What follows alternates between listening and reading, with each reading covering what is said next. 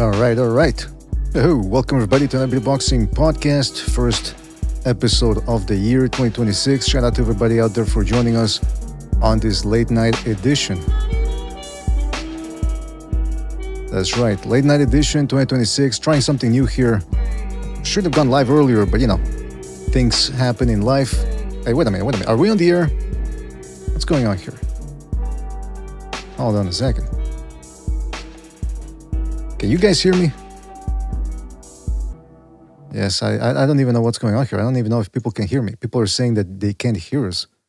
What a way to start the new. Oh, you can hear me. What the fuck? So people are saying I want my money back. Well, I don't get it. Anyway, shout out to everybody out there. Don't forget. All right, let's start off with this. If you want to donate a couple of shekels our way, make sure to do that. We've got a lot going on. You can do it via Patreon. Buy me a coffee. That's the link is in the description for that one. You can do the super chat thing. You can. All right. You can do the super chat. You can join the membership program. The whole shebang. Now we got this announcement here for 2026. There's a device called the Rodecaster Pro. Now, what you can do with the Rodecaster Pro is it works essentially as a sound card. And you can patch different sound channels through your PC and towards you, the audience. And because we've had trouble running the phone lines, we got to reroute a bunch of things and use a bunch of apps and a bunch of plugins to adjust the volume for the phone calls. And then the people on Discord don't hear them well. They don't hear us well. So with the Rodecaster Pro, we've already acquired one, and it's a beauty. It really works. I'm not using it currently right now. Bucho has it. And we were running some tests, and let me tell you that the audio sounds clean, clear, and it really works, and it really helps us out with broadcasting. So the money that you guys donate, and shout out to everybody that donated, everybody, the membership, people for the membership program, everyone who donated the super chat, and Patreon people, the buy me a coffee people as well. We put a list of those people, obviously, always in the beginning of this show, and at the end of the documentary we just dropped. Boxing's most shocking moments of 2025. So shout out to all of you who donated in the past, especially in the last year. And we've got this, what should we call it? A donation meter here that we're going to be using to gauge how many people donate, and you can help us buy the Rodecaster Pro. We're going to buy it anyway, but just if you could help us out to purchase it and make this a smoother scrolling broadcasting experience for you guys. Anyway, listen, enough of these ads. Let's get down to it. Shout out to everyone in the chat. Shout out to Sam Rando, Eparokua, Langsbury, J. Will, Mexican Boxing. Who else we got? We got King Bucho keeping an eye on things. Chad Collins, Morb CDC. Shout out to SSC in the house, one of the initiated.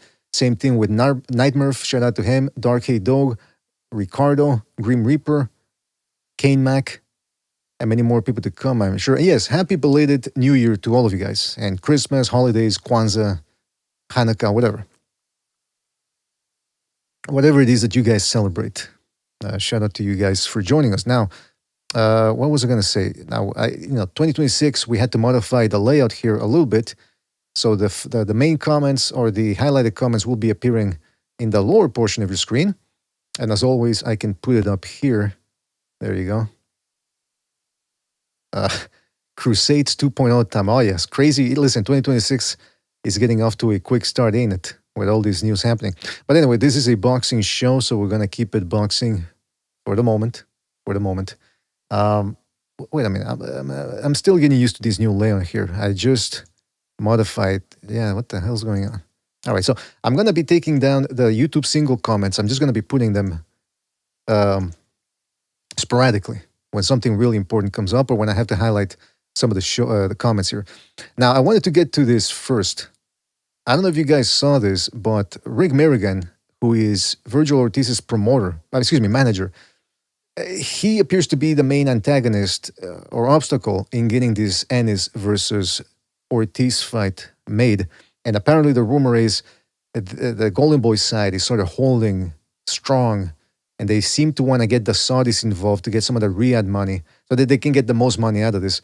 The Zone apparently has been putting pressure on Golden Boy, saying, hey, either you make this fight or we're not very interested in anything else from Virgil Ortiz. So good on the Zone for putting pressure to get this fight made. And apparently what's going on here is yesterday, Rick Mirrigan on his Instagram page posted this here. Hold on a second. He posted a very cryptic, but nevertheless potentially positive message, depending on how you interpret it, as it pertains to the Ortiz versus Ennis fight. And this is what he posted right there.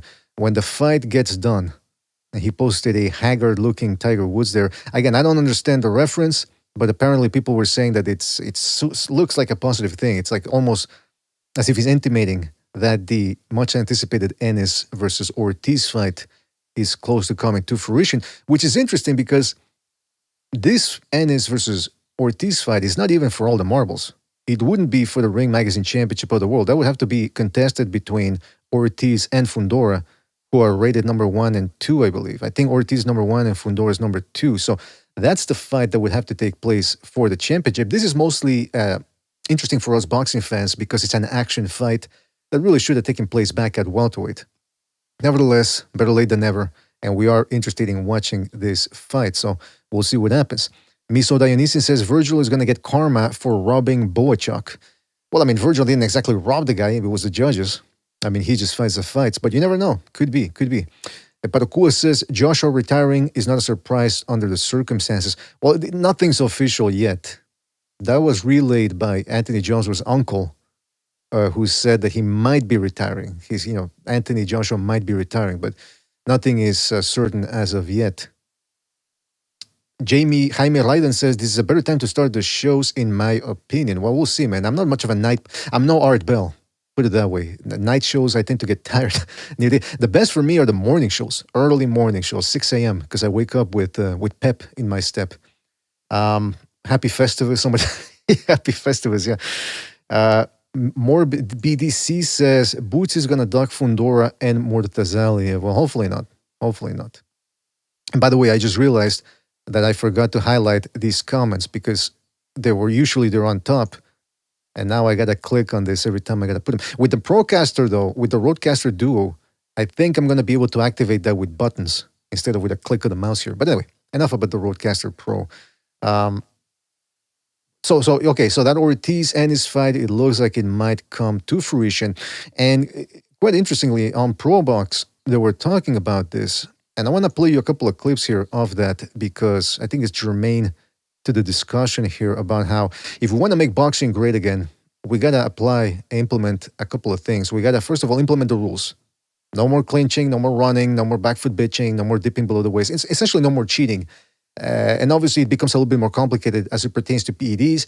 Boxing Scene just did a fantastic 3-part interview with Dr. Margaret Goodman, where she actually reveals that what we already knew, that the cheaters are always ahead of the sport, and even determining who cheats is still kind of difficult because, yes, a positive test can appear, but then there could be outliers or different reasons as to why that fighter tested positive, and they might have a good reason about why they tested positive without having necessarily tried to cheat. So it becomes very, very complicated. And what I got from that 3-part interview is that they don't really know much about much with certainty. That the I Love Science crowd, that they think they can figure out the universe in a laboratory, this type of article or this series of articles suggest otherwise. But anyway, that's what I was talking about. So implementing the rules, that's going to heighten the entertainment factor of the fights, and then, of course, making the big fights happen.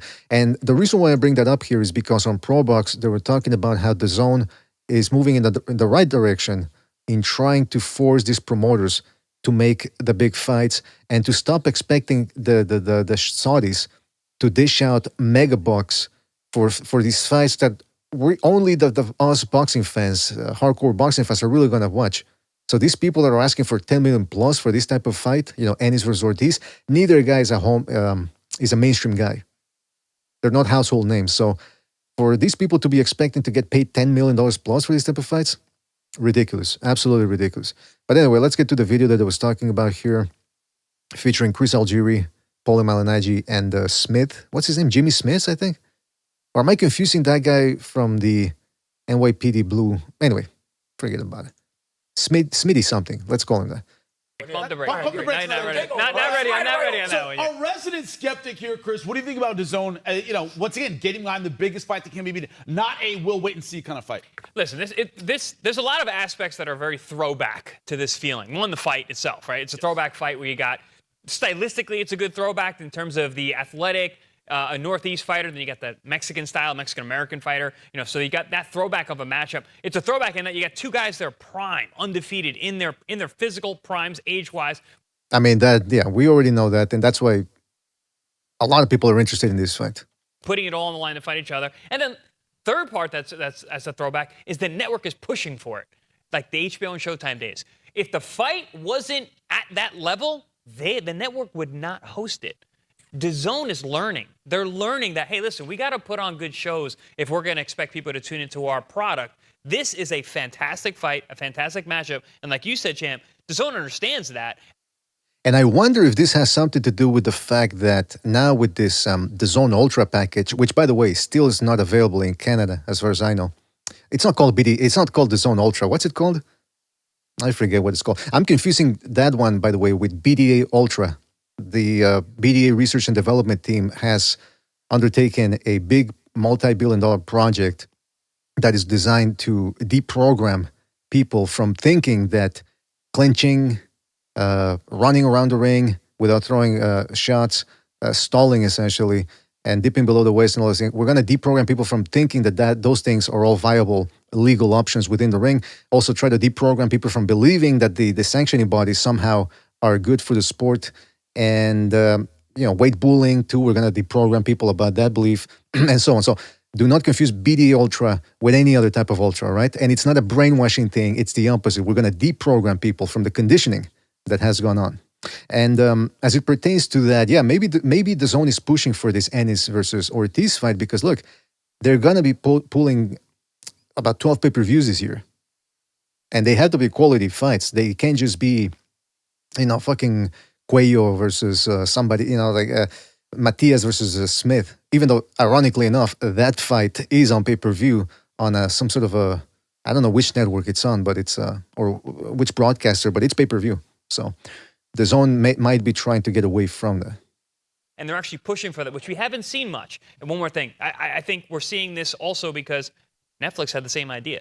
They only push the biggest fights. Yeah. When Jake Paul and Gervonta Davis fell out, they said that we need a huge fight. And we're not going to take a fight with the Diaz brother. Yeah. No. You got to fight somebody real. You got to fight, Anthony Joshua, and that's what happened. The issue with Netflix is it's all about views, so it's not necessarily the best fight. It's the most watchable, biggest fight. Right? It's they don't care who watches as long as many people are watching. I think. And look at the ratings they did with Canelo Crawford, with Tyson versus Paul in 2024, and I still haven't seen the numbers for Paul versus Joshua. Did they release those? You got to watch out for that. But yeah, they're doing big numbers with those. With DAZN, they want good fights because there's a brand they have to protect. Netflix doesn't really have to protect their brand boxing-wise. You want to put on a shit show? Put on a shit show. There's a lot of people. They also don't have to respect the brand in terms of sports-wise. Yeah. They're not a sports network. Yeah. DAZN is a sports network. DAZN, exactly. So DAZN, I think it's important that it's imperative that you have executives there that will sort of push for this. And it reminds me, we've been around boxing long enough. When HBO and Showtime had these kind of executives at their networks, when there was somebody who understood boxing, the network thrived. When there was somebody that didn't understand boxing, and there were suits at times there too, the network did not thrive. Then sometimes those guys that understood boxing were on the take, and then unfortunately, That's exactly, Malignaggi is correct in that point. Golden era of HBO was the 80s, the 90s, and to a certain extent, the early 2000s. By the mid-2000s, Heyman got in the game. He started infiltrating the networks. And it's no coincidence that Heyman poisoned, intoxicated, and sullied a lot of these networks. I mean, you guys know the list, right? We've gone through it ad nauseum. Although we haven't mentioned it in years, so might as well do it now here. HBO, they took it down. Showtime took it down. Fox Sports took it down. Spike TV took it down. Which one am I missing? I mean, those are the big ones so far, right? They went on network TV. They paid their way into network television. Network television said, we're not interested. So they ruined all these sports. HBO, meanwhile, was in its golden era when, like Malignaggi said, people who knew boxing were running it. Not a bunch of suit and tie guys with MBAs or from with legal law degrees. Now, these people who, okay, maybe some of them, I think DiBella has a law degree, but he was a boxing fan. And I'm going to get to that later. You know, it ends up happening. A lot of pitfalls in boxing. You know, a lot of pitfalls in boxing. But fortunately and unfortunately, for example, I've had my differences with Steven Espinosa and Lou DiBella. But Lou DiBella and Steven Espinosa, when they ran the networks they were at the right way, the way they could, the way they knew how, they were boxing guys. They weren't just lawyers in suits. They were also boxing guys. So DiBella thrived at HBO in the 90s. Espinosa, for a time at Showtime, really thrived, made some really good fights. There were some years when I was there, it was really, really good fights before, you know, other things that I'm not even going to get into. But I mean, we know what he's referring to. Espinosa was good with when he was with Golden Boy, I believe. But then by the time he got into Showtime, for some reason, he got cajoled by the PBC. And look at what happened with the PBC. Didn't do too well, did they? Now, some people are going to say, well, what about Top Rank? They don't even have a network now. What about them? Yeah, it took him, what was it, 50 years for them to get here? PBC only lasted 10 years before they ran out of network. So it's a little bit of a different thing here. That's what I'm saying there. Fell apart, and it wasn't just me leaving. Obviously, it was the fight started getting more and more dissipated. And Steven knew better. Steven's a boxing guy. But that's not to really keep the conversation there. What I'm saying is, then there were guys at Showtime, like for example, Ken Hirschman, or at HBO, Kerry Davis. You know, where they're execs. Hirschman did the Super 6, but he didn't make the Super 6, dude. They put it in front of him, and he's like, okay, I'll sign it. You know what I mean? Like, that wasn't his creation. And by the way, that Super 6 thing wasn't even that good in execution. They did some sort of it wasn't a playoff knockout thing. It was what do they call it in football? When you've got the first stage and they're in a like a group stage, and then they got points, brackets, and whoever wins the most fights gets at the top. That's the way they did it. But then you look at how the WSSB did it, or whatever it was called, with the tournaments, with the cruiserweight one and the bantamweight one. It was a knockout stage type of affair, and that works much, much better because, by the way, the Super 6. How many people dropped out of that one? Andre Durrell dropped out. Jermaine Taylor had to drop out because he got his ass knocked out by Abraham and couldn't continue. Alan Green, I think, was he a replacement or was he in the running? Mikkel Kessler, I think, also dropped out. So it was just it was a crap show. There were too many obstacles there, and so many things to go. And even in the bantamweight tournament by the WSSB, didn't somebody drop out of that one too? Yeah, Tete, right? Zolani Tete, I think, dropped out. So even then, things go wrong, but not as much as if you're doing a round robin. So like in KO for Life is saying too, it took too long to finish. So that was an interesting idea at the time, but it could have been done better. That's for sure. But he gets credit for it. But all in all, Showtime didn't really do well under Hirschman, except if it wasn't for the Super 6. That's why when Espinosa took over, it really made a jump, because Espinosa was a boxing guy. He knew how to do it. Even when DiBella was replaced by Davis at HBO went down. Davis was coming from the music industry. I remember he was Young MC's lawyer. You know what I mean? So you got a guy who's an exec, because you always have to be a lawyer or a high-powered attorney to get that position. But you got to also be a boxing guy. And when there's boxing people in that position that are both book smart and boxing savvy as well, you get some good fights. So I don't know. Yeah, that's another thing that needs to be outlined about it is Lou DiBella was one of the executives over at HBO. And there's a fantastic series. I think I have it here. Hold on. The Rise and Fall of HBO. It was done on Ring TV, and it was a two-parter. I think it was Thomas Hauser who wrote it. And we did an episode on this. Jimmy and myself, we covered this article, and we went through the golden era. I mean, the era of HBO, which started in 1973 and lasted until 2018. So that's quite a couple of decades and great fights there. And one of the things that you come about realizing after reading this series is that the people who ran HBO boxing knew their boxing. In particular, Lou DiBella, who was a boxing fan, and I think he's the one that discovered Arturo Gatti, because he would go to these club shows to scout for talent. Sometimes I wonder if these people who are running the zone or whatever, I wonder if they're actually doing that anymore. And DiBella was one of the guys that they would give him the reins and go nuts. He's the one that spearheaded Boxing After Dark, where they would feature world-class fighters, but lesser-known fighters, especially from the lower weight classes, and they would showcase them on premium cable. And it's interesting because those were the days before YouTube and social media. So back in those days, you wanted to watch a guy from Japan or Thailand or whatever. Good luck. You needed a satellite dish or somebody with a satellite dish or somebody to provide you with those tapes. I think Dan Rayfield, when he became a big thing, no pun intended, back in the 2000s, he had somebody who was providing him with tapes of international bouts. Same with Steve Kim. I think was it Steve Kim or Doug Fisher? Back in the Max Boxing days, they used to say that, I think it was Steve Kim, who said he had a guy who gave him videotapes of international, foreign bouts. And going back to what Malignaggi was saying here, DiBella was a guy who really knew boxing and he loved boxing. And in fact, when DiBella became a promoter, he had a closer relationship to his fighters than most promoters should have. And, there's some good, there's some bad, but nevertheless, he really cared for his boxers.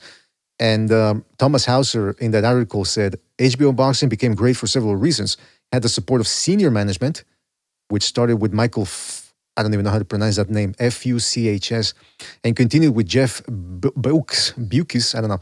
They were sport fans, and they wholeheartedly support HBO Sports and HBO Boxing with their checkbook. It's the checkbook Said Abraham had that allowed him to build something great.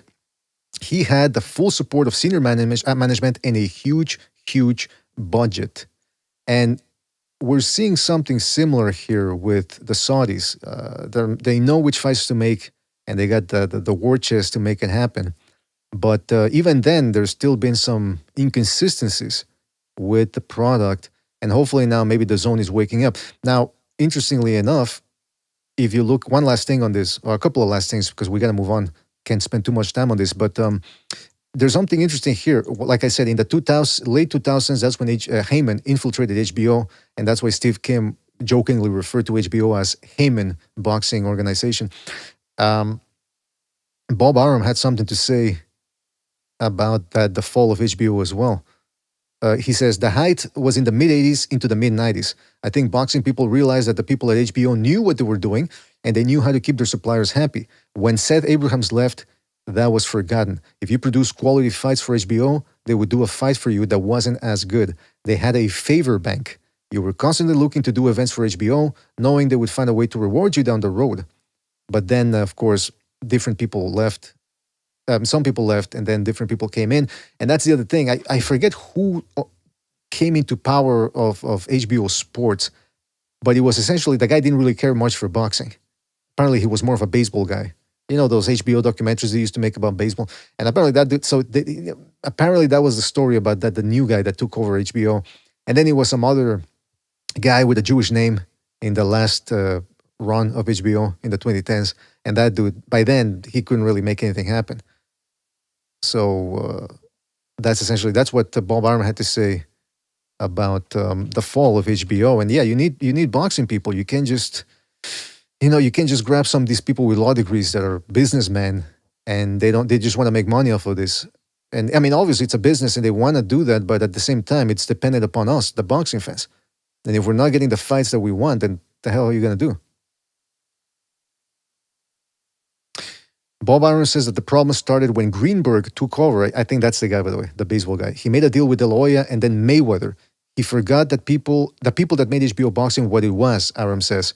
Greenberg was good at running HBO Sports, but not HBO boxing. And I think Ivan Goldman, one of the writers for Ring Magazine back in the day, I think he said something similar. Arum then says that HBO worsened things by firing Greenberg and replacing him with Ken Hirschman, formerly of Showtime. I think that's the dude, right? Isn't that the dude that Malignaggi mentioned, spearheaded the Super Six? And then they replaced him with Peter Nelson. That's the dude. And then the things went down there. Arum says, let me assure you, it was not the guys at the time. They saw the numbers. They knew. They canceled boxing in 2018 because there was no real leadership after Seth left. I saw the end coming. I knew Ross was a disaster. Hirschman kept it operating without any imagination. And when Nelson took over, I knew it was over. Believe me, they were finished before 2018. It does remind me, though, that there was a period in the mid-2010s. Remember that when they did the Superfly cards? Where they would have Chocolatito, Estrada, Seis Raquetes Orang Visay. And they were really trying to recreate something for hardcore boxing fans. But unfortunately, it didn't hold and it didn't continue. So it's unfortunate that happened. But anyway, Let me just see if these guys Pro Box have something to say. What's going on at the zone? Because for a while, sometimes they don't make the best fights and whatnot. But right now, they have somebody there saying, we want this fight. There's somebody there that understands boxing. They're understanding that the time to make it. It's not just you make the fights. You got to make them at the right time for them to really live up to the expectation of the brand that you want to portray. And the zone wants to portray itself as a boxing brand and, like you said, a sports brand in general. Chris, we talked about the poll, meaning DAZN itself really wanting this fight, really trying to make it happen. Let's talk about the push from the other end. TKO starts this year. There is another player coming in with a lot of money, a lot of Turkey All Sheet cash coming in. This idea. And by the way, the TKO is the direct competitor to Pro Box because they're going to be starting out with similar level fights, lower level, no, not championship bouts, in other words. That, hey, if we don't get our act together now and put on great fights, we might be on the back burner of boxing. Chris, what do you think about that push factor of a new player maybe making boxing, take a look at itself and go, hey, we got to make the big fights that fans want? Hey, competition breeds some excellent matchups, and people have to step up their game. And it seems like that's kind of the case here. These entities, these different entities, whether it's Exactly. Yeah, competition breeds better fights and better products because if you're just going to the same old place and there's only one outfit around, then they can sort of get complacent and go, well, listen, you take what we give you. But if there's competition, they got to step up their game up. So this is good. This is good. The other thing is that recent studies show that the demographic changes are quite significant as it pertains to sports. People in the 2010s cut the cord, meaning they're no longer paying for satellite services or cable services. They're turning to apps where you have a la carte type programming where you can actually personalize what you want to watch. So in other words, you want boxing, you go to the zone. That's where most of the promoters, the main promotional outfits are there now. So you don't necessarily have to go or be spread around ESPN, Top, Showtime, or Amazon. It's really mostly now the zone, and then you got Amazon with their 4 to 5 cards per year. But that's the thing that Zoomers are looking forward to now, and millennials. Generation X apparently is still stuck in cable and satellite TV. But the future is now on the internet, in applications, personalized a la carte programming, and the attention spans, as we've talked about before on the second Renaissance, really shortening. That's why if you look at certain boxing pages, including ours, YouTube channels, these short videos, between 30 seconds to a minute, they get a lot of views because that's what people do. They just scroll, and they just, that's what they call it now, scrolling, whether it's for bad news like doom scrolling or, is there such a thing as goon scrolling? There's gotta be, right? And if there is, please let me know in the chat and give me links, all right? Just, for my personal archives, not, just for general knowledge. But yeah, so that's what's going on here. By the way, I'm going to jump on the BDA Secret Council, if there is such a thing. No, I'm kidding. We're going to start a secret council. We should. But what was I going to say about that? Okay, so I want to move on here a little bit. That's the what's going on with the zone. Hopefully the zone starts tightening up and demanding that the promote. Because that's the other thing. On HBO, they started screwing up in the late 90s and 2000s. They gave Roy Jones an exclusive contract, I think. And because of that exclusive contract, he got to pick and choose whom he wanted to fight. And it was it was really the dark ages of the Roy Jones saga. Between 1999 and 2002, he fought some real overmatched opposition. And then Werner Forrest, he beat Shane Mosley twice. Mosley at the time was considered by most as the number one pound-for-pound guy. And what happened? Forrest beats him twice, and all of a sudden HBO says, hey, we got gold here. Let's sign Forrest. He's going to be the anointed one. And what happens? In his first fight of that contract, Forrest ends up getting knocked out by Mayorga. Then he loses the rematch, and then he didn't fight again until 3 years later, I think. I don't know. He had a long layoff, so that's the way it works there with these contracts. But what they should be doing is just buying individual fights. Stop offering this these multi-fight contracts and just stick to one fight. And if you perform well, maybe we'll give you another chance down the line. So what was I going to say again? Oh yeah, so shout out to everybody out there for who's tuned in right now. Don't forget to hit the like, subscribe if you've yet to do so already. Don't forget you can donate via the super chat. Help us buy that Roadcaster Pro. Is it called a Roadcaster Pro? I don't even know what it's called. It's a Roadcaster. It really is going to help smooth out our broadcasting abilities here. One thing I wanted to say was that, okay, so we didn't do a year-end review or year-end review show We did the box's most shocking moments of 2025. I think that's pretty much enough. But I will say this. I wanted to mention the 2025 clinchers of the year, rather. These are the people who clinch their way to decisions, or at least to the distance. Xander Zayas versus Jorge Garcia Perez. You will recall Perez is the guy who upset, what was it called, Bentley? Is that the guy? No. What was the name of the guy he beat, who was the dark horse of the division? Anyway, late at night, I forget the names. But yeah, Zayas beat this dude, Jorge Garcia Perez, and he clinched a lot. So he's one of the clinchers of the year. Devin Haney, of course, against Jose Ramirez and against Brian Norman Jr. He clinched a lot. ESPN, by the way, called it masterful boxing. That's how little these people know. They think it's part of the rules and part of the game to clinch your way to a decision. Isaac Cruz and Lamont Roach, they both held a lot. Although I did put Isaac Cruz first because I think he did more clinching in that one. Zach Parker against Buatsi over there in England. Tevin Farmer against William Cepeda in the rematch. Diego Pacheco and Lele Saggio, those guys were clinching a lot. And Alberto Puello versus Matias, he did a lot of clinching too. So let's start the new year by telling people and reminding them that we no longer accept clinching. It ruins too many fights, and it prevents us from finding out who the best fighter is or who the superior fighter is, because the fights aren't on the level if you're allowing clinching. So that's what I think. We got Sobers jumping in here. Sobers, are you there? What's up? What's up, BDA? What's up, Sobers? Thank you for jumping in. I don't know if you heard what I was playing there from Pro Box about the Ortiz versus Ennis. What's that? So I'm sorry, what were you playing? Pro Box. They were having a discussion over there with Algieri and Malignaggi about whether this Ortiz Ennis fight is going to happen, and it looks like it might. Are you starting to feel? I know you were saying that it's probably never going to happen, but are you starting to feel a little hopeful now that maybe it could materialize? No. Oh, come on. Come on, what's the matter with you? Not at all. Not at all, bro. Not at all. It's just they're just trying to push the card along, a little hype train. There's no announcements, there's no location, there's no venue, there's nothing. Mm-hmm. Just a fucking Twitter post. That's true. That is a Twitter good post point. of what someone high fiving. The fuck out of my face with that. You know what I mean? Yeah, That's what is that? Shakur Yeah. Stevenson does it with. You know what I'm saying? And Gervonta Davis. That's what these fucking lames do. They're just what's it called? They're just flexing, bro. They're not finna do shit. I don't see Man. that happening. I'll believe it when they're in the ring. Because even if they do sign up, who knows? Someone's gonna get injured or somebody's cat died. Someone's favorite pet, and they just can't make it to the fight.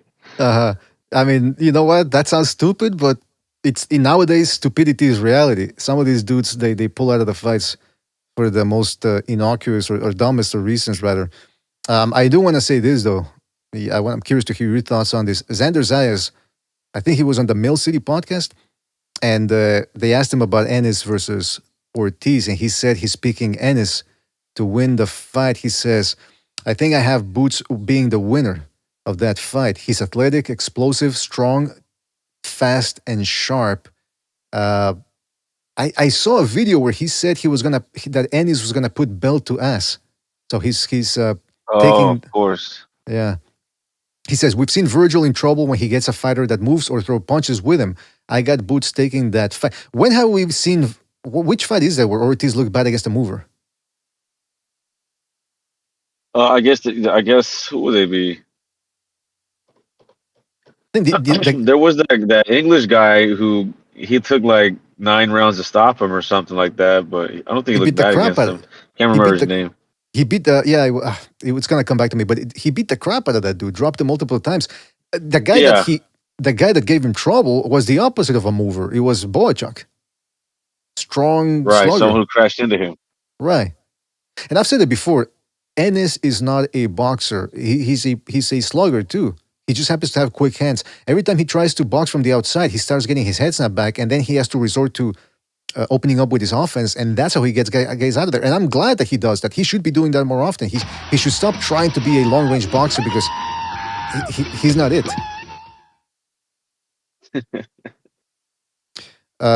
By the way, shout out to Jin Ryu for his contribution with the super chat. Shout out to Jin Ryu. Really appreciate it. Really appreciate it. It's going into the Roadcaster Fund. Let me tell you. He says, "Salute BDA. Happy New Year to you and be the BDA community. I'm actually flying to New York to see Teo versus Shakur fight at the end of the month. Looking forward to seeing great fights in 2026. Here's some shekels for the John Holmes 3000. the John Holmes 3000 that you want. Well, first of all, shout out to Eugene Ryu. Second of all, I already have that one. I'm not looking for that. I'm looking for the Roadcaster. So, but shout out to you, Eugene Ryu. Really appreciate it. And hopefully you enjoy yourself over there at the fight. Which, by the way, Sobers, that brings me to this part, which is apparently the Teofimo Lopez versus Shakur Stevenson fight is selling very well. One thing that I have a problem with, though, is this. You know me, I have a problem with broadcasters referring to fighters by their first names. Check out the poster. Well, let me share the screen with you because I don't know if you can see it. No, I can't see the screen. Okay, hold on. Well, you don't like you got a problem with people calling him Kerr? Yeah, Kerr. Oh, remember, when did they started calling Keyshawn Davis Key? You got a problem with my boy Kerr? Yeah, Gap tooth Kerr? God, wait, he doesn't have the gap anymore. He got some veneers, I think. Formerly Gap tooth Kerr? Exactly, there you go. Look at this. This is the official poster. Did you hear Ryan Garcia tell him that he's gonna knock that gap back in his teeth? Yeah, I saw that. I saw that, man. This shit was funny as hell. Check this out, though. Hold on, where is it? Can people see it in the? No, they can't see it. Hold on. Well, you can see it though. I see your OBS. There you go. Okay, so there. Look at that. That's the official poster. Teofimo versus Shakur. Teofimo versus Shakur. And I saw it on the Zone too. On the Zone, what fight was it? In the Naoya Inoue card, they put it up and they were promoting it. And yeah, it's Teofimo versus Shakur, like with they're our friends or something. You know, Stream is paused. It's like a high school fight. You know, it's like, hey, Timmy and John are fighting. It's like, what? We don't know. Look at that dudes. retarded picture they have of Shakur Stevenson. I mean, that's not that bad. The one that I'm look at first of all, like, hello. His hair's all nappy and shit. Jermaine Ortiz looks like that's like a school picture.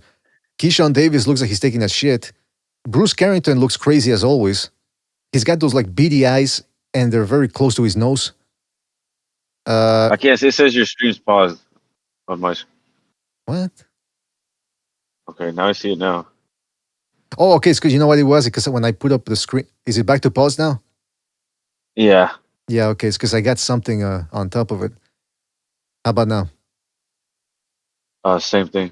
Ah, fuck. All right, I'm gonna have to change screens here. Okay, now it's good. Right, but you look at Keyshawn Davis. Looks like he's taking a dump. Carlos Adames looks like he's very confident, biting his lip, trying to look. You know, the photographer probably told him, okay, give me a sexy look. Give me like you're trying to, you know, like you're Devin Haney trying to clinch somebody. What is that photograph? Give me your coon face. Gerald Miller and Kevin Castillo. What the hell? It looked like just looks like a box Rex photo. Yeah, so they just took the box Rex photo, and that's what they're going with. But anyway, yeah, that's the. It's not even that. What do you think about the card? This is Riyadh season. Yeah, I was gonna ask you, what do you think about the card? Is it up to Riyadh season standards or? Gerald Miller, Adames Williams, Castro Carrington. I don't think this is a bad card. It's not a bad card. But pay-per-view? But this poster's trash. A pay-per-view card? I don't know about that one. I guess because, I mean, they're really trying to sell Kerr and Fimo. Is that the way you're going to refer to these guys until the fight? Yeah. Kerr and Fimo. All right, well, there you go. That's the New Year resolution there from Sobers. Yeah, but I mean, come on. Referring to these guys on the poster as Teofimo, like they're, you know, household names or something. I don't know what That's what it seems like they're trying to do, but it I don't know. That's a miss. The whole poster's a miss. It is, huh? It is. It looks and if you look at a lot of the stuff that's been coming from the Ring magazine, at first, you know, you could tell like, wow, they're putting like movie production when they were doing that whole promo with Fury and Usyk. They had it looked like a movie they're about to release, right? Right. And now in the last couple events, you've seen the AI has come very, very obvious, right? Someone's like robbing them. Someone's taking their money. and just like doing some AI slop, and they're like, "Oh wow, amazing!" You know what I'm saying? Mm-hmm. It is a lot Yeah, more evident now. the worst The effort is commercial, going down. You know what I'm saying? the worst advertisement so far for Riyadh season was the City of Wolves card with Garcia with Romero and all that. That was, I don't know what they were going for. It was like a cartoon. It reminded me of, do you remember in Jurassic Park when they're on the ride and they're going into there's one where they show them how they actually clone the dinosaurs. That's what it looked like all goofy and cartoony. And said, Right. what is? I don't know what they were going for. The best one so far is the one you said, the Day of Reckoning, when they're all zombies. I think that was one of the best ones. Oh no, I was talking about the Tyson Fury and Usyk rematch. Oh, okay, yeah, where they're, yeah, that that was a They see creepy each one. other. They see their face everywhere. That one was Right, crazy. Yeah, that one was good. That one was good. It was crazy. I don't know what they were going for Screaming at the necessarily. sausage. Ah. uh, Shout out, by the way, to Chet Collins for his contribution with the super chat. He says, "Happy New Year, everyone. A few toonies towards your new setup. Lopez versus Stevenson. Who you all got?" He says, "I got Kerr." No, I'm kidding. He says, "I got Shakur over 12." Well, first of all, shout out to you, Chet Collins. Really appreciate the contribution. And yes, Happy New Year to all of you guys. Happy belated New Year. Incidentally, Sobers, we were rewatching some of the Lopez and Stevenson fights. You want to give your prediction, or maybe not your prediction necessarily, but your thoughts, early thoughts on the Teofimo Lopez versus Shakur Stevenson fight? I'm thinking about it, and I'm just.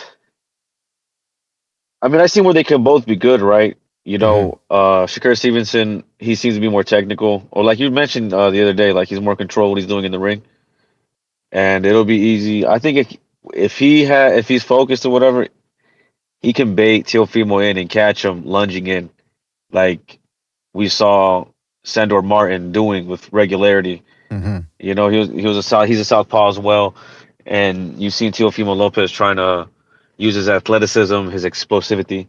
You know what I mean? He was just trying to jump in and catch him and be faster, and be more athletic. And Sandor Martin not being as fast or whatever, he was on point. He had his hand always at the ready and was just tagging him as consistently as he came lunging in. Mm-hmm. So, I can see where Shakur Stevenson can take control and like make him look silly, but also when we were looking at De Los Santos fight, Shakur Stevenson, he got the little jackrabbit movements, right? As soon as someone throws a punch near him, he won't take a half step back. He'll take a leap and go 4 steps back. He'll go back 5 feet, and he'll be completely out of range to engage anybody. Mm-hmm. So I can see Teofimo pushing him back, making him do that, maybe getting him to the ropes and doing his little flashy, flying jab and then clinch him. He can do something like that. You can make Shakur Stevenson gunshot because Teofimo Lopez might not be the most devastating puncher at 140, but he hits harder than Stevenson. He hits hard enough. You know what I mean? This guy, is not some. He's called Hartunian. He's on record calling Hartunian a bit heavy puncher, Mm-hmm. right? So he gets scared in there. We've seen him get scared. He got scared against De Los Santos. He got the showbiz, the adult eyes after he took like a Ah, clean come shot on. from him. So they are popping out of his head and shit. You know what I mean? And You've been hanging out with Food TV too much, going after showbiz. yeah, bro. But Yeah. I'm leaning towards Stevenson, bro, because it just the machine is gonna have his back. He's the anointed one. Mm-hmm. Oh, absolutely. Yeah. And my thoughts on that are similar to yours. I do give the edge to Stevenson, but every time he fights somebody who's quicker than him, or just as quick as he is so far, he becomes very jittery, very hesitant, more so than usual. And he's going to have to score punches to win. And he barely landed against De Los Santos. And, like we were talking about it yesterday off the air, I saw some people blaming De Los Santos too for that performance, saying, well, why didn't De Los Santos engage? Why aren't you blaming him? If you rewatch that fight, whenever Stevenson tried to attack or feint, De Los Santos would sort of lean back or change levels, but he would not leap or run away. Whenever De Los Santos feinted or attacked, Stevenson would jump away or run away. And there's not much you can do against a guy who constantly does that. Rewatch the fight. Every 5 seconds, Stevenson is jumping away or running away to the point where he's not even in range to counter. Conversely, De Los Santos wasn't doing that. So yes, that's why Shakur Stevenson deserves the blame for that horrible fight because he was the one that was running away and jumping away. So is that how he's going to fight against Lopez? I don't know. Right now, Lopez is a 3-1 underdog. So, I mean, obviously that's what's going on here. Kaisu says not mentioning Shakur's hand was broken is criminal. How do you know that's true? You just believe what these fighters tell you? Bro. It's true. I mean, if Kerr is saying it, this guy probably thinks that's his friend. Who did he or break something. his hand against? De Los Santos? Apparently, I mean, Stevenson said that he was injured afterwards. He said, "Oh yeah, I was injured. He was injured." How do we know that? So did it happen during the fight? He's saying he broke his hand during the fight. I don't know what this guy's saying, but I think did he also hurt himself against Nakatila? Because he back foot bitched in that one too. So I again, these excuses. It's interesting whenever you bring up other fighters. Oh, excuses.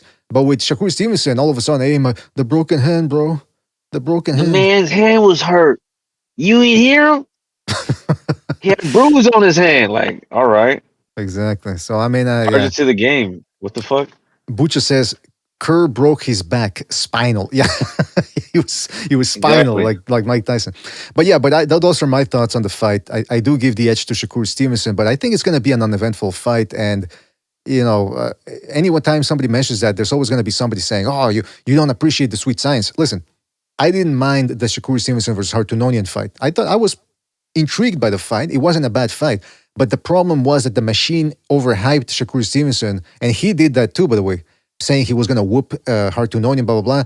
And then he just hit him and nothing happened. So it was the same thing over and over. Again, it wasn't boring to me, but the people that believed that hype going into the fight, Oh my gosh. thinking that Shakur Stevenson was going to whitewash the guy or that he was going to stop him, whatever, that's why they were leaving. Because they went in there with that overly high expectation of thinking that this guy was going to put on a masterclass performance or destructive performance. And that's just not who Shakur Stevenson is. At best, Shakur Stevenson is going to let his hands go for the body and all that, but he ain't stopping some of these dudes. I gave him a chance to do it against Cepeda. But then I remember, wait a minute, this dude couldn't even knock out a woman in the streets. How's he going to take out Cepeda? Even to the body, couldn't take out Cepeda. So, yeah, he's not, I'd be very surprised. Yeah. So you know what else he does too? That's funny. After the fight, like he brought up Hartunian, he goes, "Oh, you had your running shoes on, huh? You had your running shoes on." Like, what are you? This fool's delusional. He is. I mean, He says the dumbest shit. Remember, that's the other thing. We were watching the De Los Santos fight yesterday, and Stevenson's missing with his shots, but he's doing that ooh face, where he's like he usually does. He's licking his lips and like acting like he's chewing on bubble gum. Like, what the fuck? Yeah, he's a little bit delusional thinking. And remember, he also accused Top Rank of not knowing how to promote Afro-Anglo fighters, which is stupid because what did Top Rank do with Floyd Mayweather? They turned him into the biggest cash cow. It wasn't until, by the way, Mayweather only left when he became the cash cow. So it's not like he became that by himself once he was away from Top Rank. Top Rank got him to that point, and that's why he was able to leave. So this idea that they don't know how to promote Afro-Anglos or that they don't want to promote Afro-Anglos goes against the grain of reality because we saw Shakur Stevenson during his ESPN Top Rank tenure be hyped up, just like Lomachenko was. But people don't want to talk about that because, they're Shakur Stevenson fans. Here's another super chat. Shout out to Pugilist Zine for his contribution with the super chat. Really appreciate it. He says, January 26 is a huge month for boxing, with February following close behind with Navarrete versus Nunez on February the 28th. Boxing is looking good in 2026. It is. I mean, I've said it before. Some people that complain about, we never get the big fights. Listen, since the Sheik took over, we've been getting some of the big fights. I mean, Beterbiev Bivol twice, Usyk Fury twice. I mean, come on. What those are just the fights on the top of my head. Well, what I think? Yes. There's a lot of fights that happened in quick succession that were really good. And, I mean, there's only so many best fighters in the world. So at some point, they kind of start getting all matched up. And you got to start looking for new talent or rematches and stuff like that. So what Turkey did was, in the heavyweight division, he did really good work. Right? That's what he seems like he knows the most about. He likes matching up the heavyweights. The other weight classes, I mean, we thought there was going to be a change, but he seems to be falling into the old ways of what we've seen in the last 20 years. You know what I mean? Like, they're going to keep pushing the Americans into a back foot bitch. Someone like Shakur Stevenson, who the person he grew up watching fight and who he tried to be like was Floyd Mayweather, and he'll be on Twitter like a goofball, and saying, "Wow, how come no one ever told me about how good Marvin Hagler was? You know, his slick combinations, and he has that dog and blah blah." Bro, you never seen this guy fight? How do you not know about Marvin Hagler? I mean, well, on the one hand, I do sort of understand it because he's young, and that was the Not '80s. That that, was bro. Not if you're growing up in the sport, though. that's true, huh? That's true. Yeah, I don't know. I don't know what's that. Yeah, that's weird, man. Especially since he considers himself some sort of boxing historian. I think he said Andre some. Ward and Floyd Mayweather. That's it. Yeah, that's it. That's your range. I mean, I don't know. It's kind of flimsy, you ask me. And, Um, and it speaks volumes. Look at his style. He does idolize them. exactly. Yeah, that's a good point. Uh, what was I gonna? I was gonna mention something about. So yeah, Teofimo Lopez is a 3-1 underdog so far. Keyshawn Davis versus Jermaine Ortiz. That's a good fight, man. I want to talk more about that later because Keyshawn Davis and Devin Haney were also going back and forth. Well, not short, at least by today's standards. They didn't really go back and forth, but they had a bit of a conversation on Twitter about whether they were going to fight. But Keyshawn Davis has to get past Jermaine Ortiz first, and Jermaine Ortiz, he's no slouch. I mean, the best guy or the guy that gave him the most difficult fight was Albright. And Albright is Yeah. Ortiz can do a lot of. In fact, Ortiz beat Albright, by the way. So he's in a little bit of a higher bracket in terms of quality fight. And then Devin Haney, he's way better than Albright. He does everything Albright does, but more complicated because he will clinch your ass. He will molest you. He has no qualms about that. So that's for Keyshawn Davis to already be overlooking him. And by the way, I don't know if we're gonna have a chance to watch it, but Ring Magazine interviewed Keyshawn Davis. And boy, were they really reticent to talk about the missing weight thing. I mean, they would just mention it really quickly and then transition to another question about how, and they would always preface it by saying, Drug test, missing weight, jumping the guy who whooped your brother's ass. He's a scumbag. mhm, "Yeah, man." Well, I don't know about scumbag, but yeah, he's a bit of a weirdo, that's for sure. Head case. Head case. Well, yeah, he used to be. He was locked up in a home, remember? And Yeah, that's what I'm saying. Yeah, we'll see what happens with him. unstable. A little bit unstable, yeah. So I think Keyshawn Davis should really not overlook Jermaine Ortiz because that dude he's a spoiler through and through.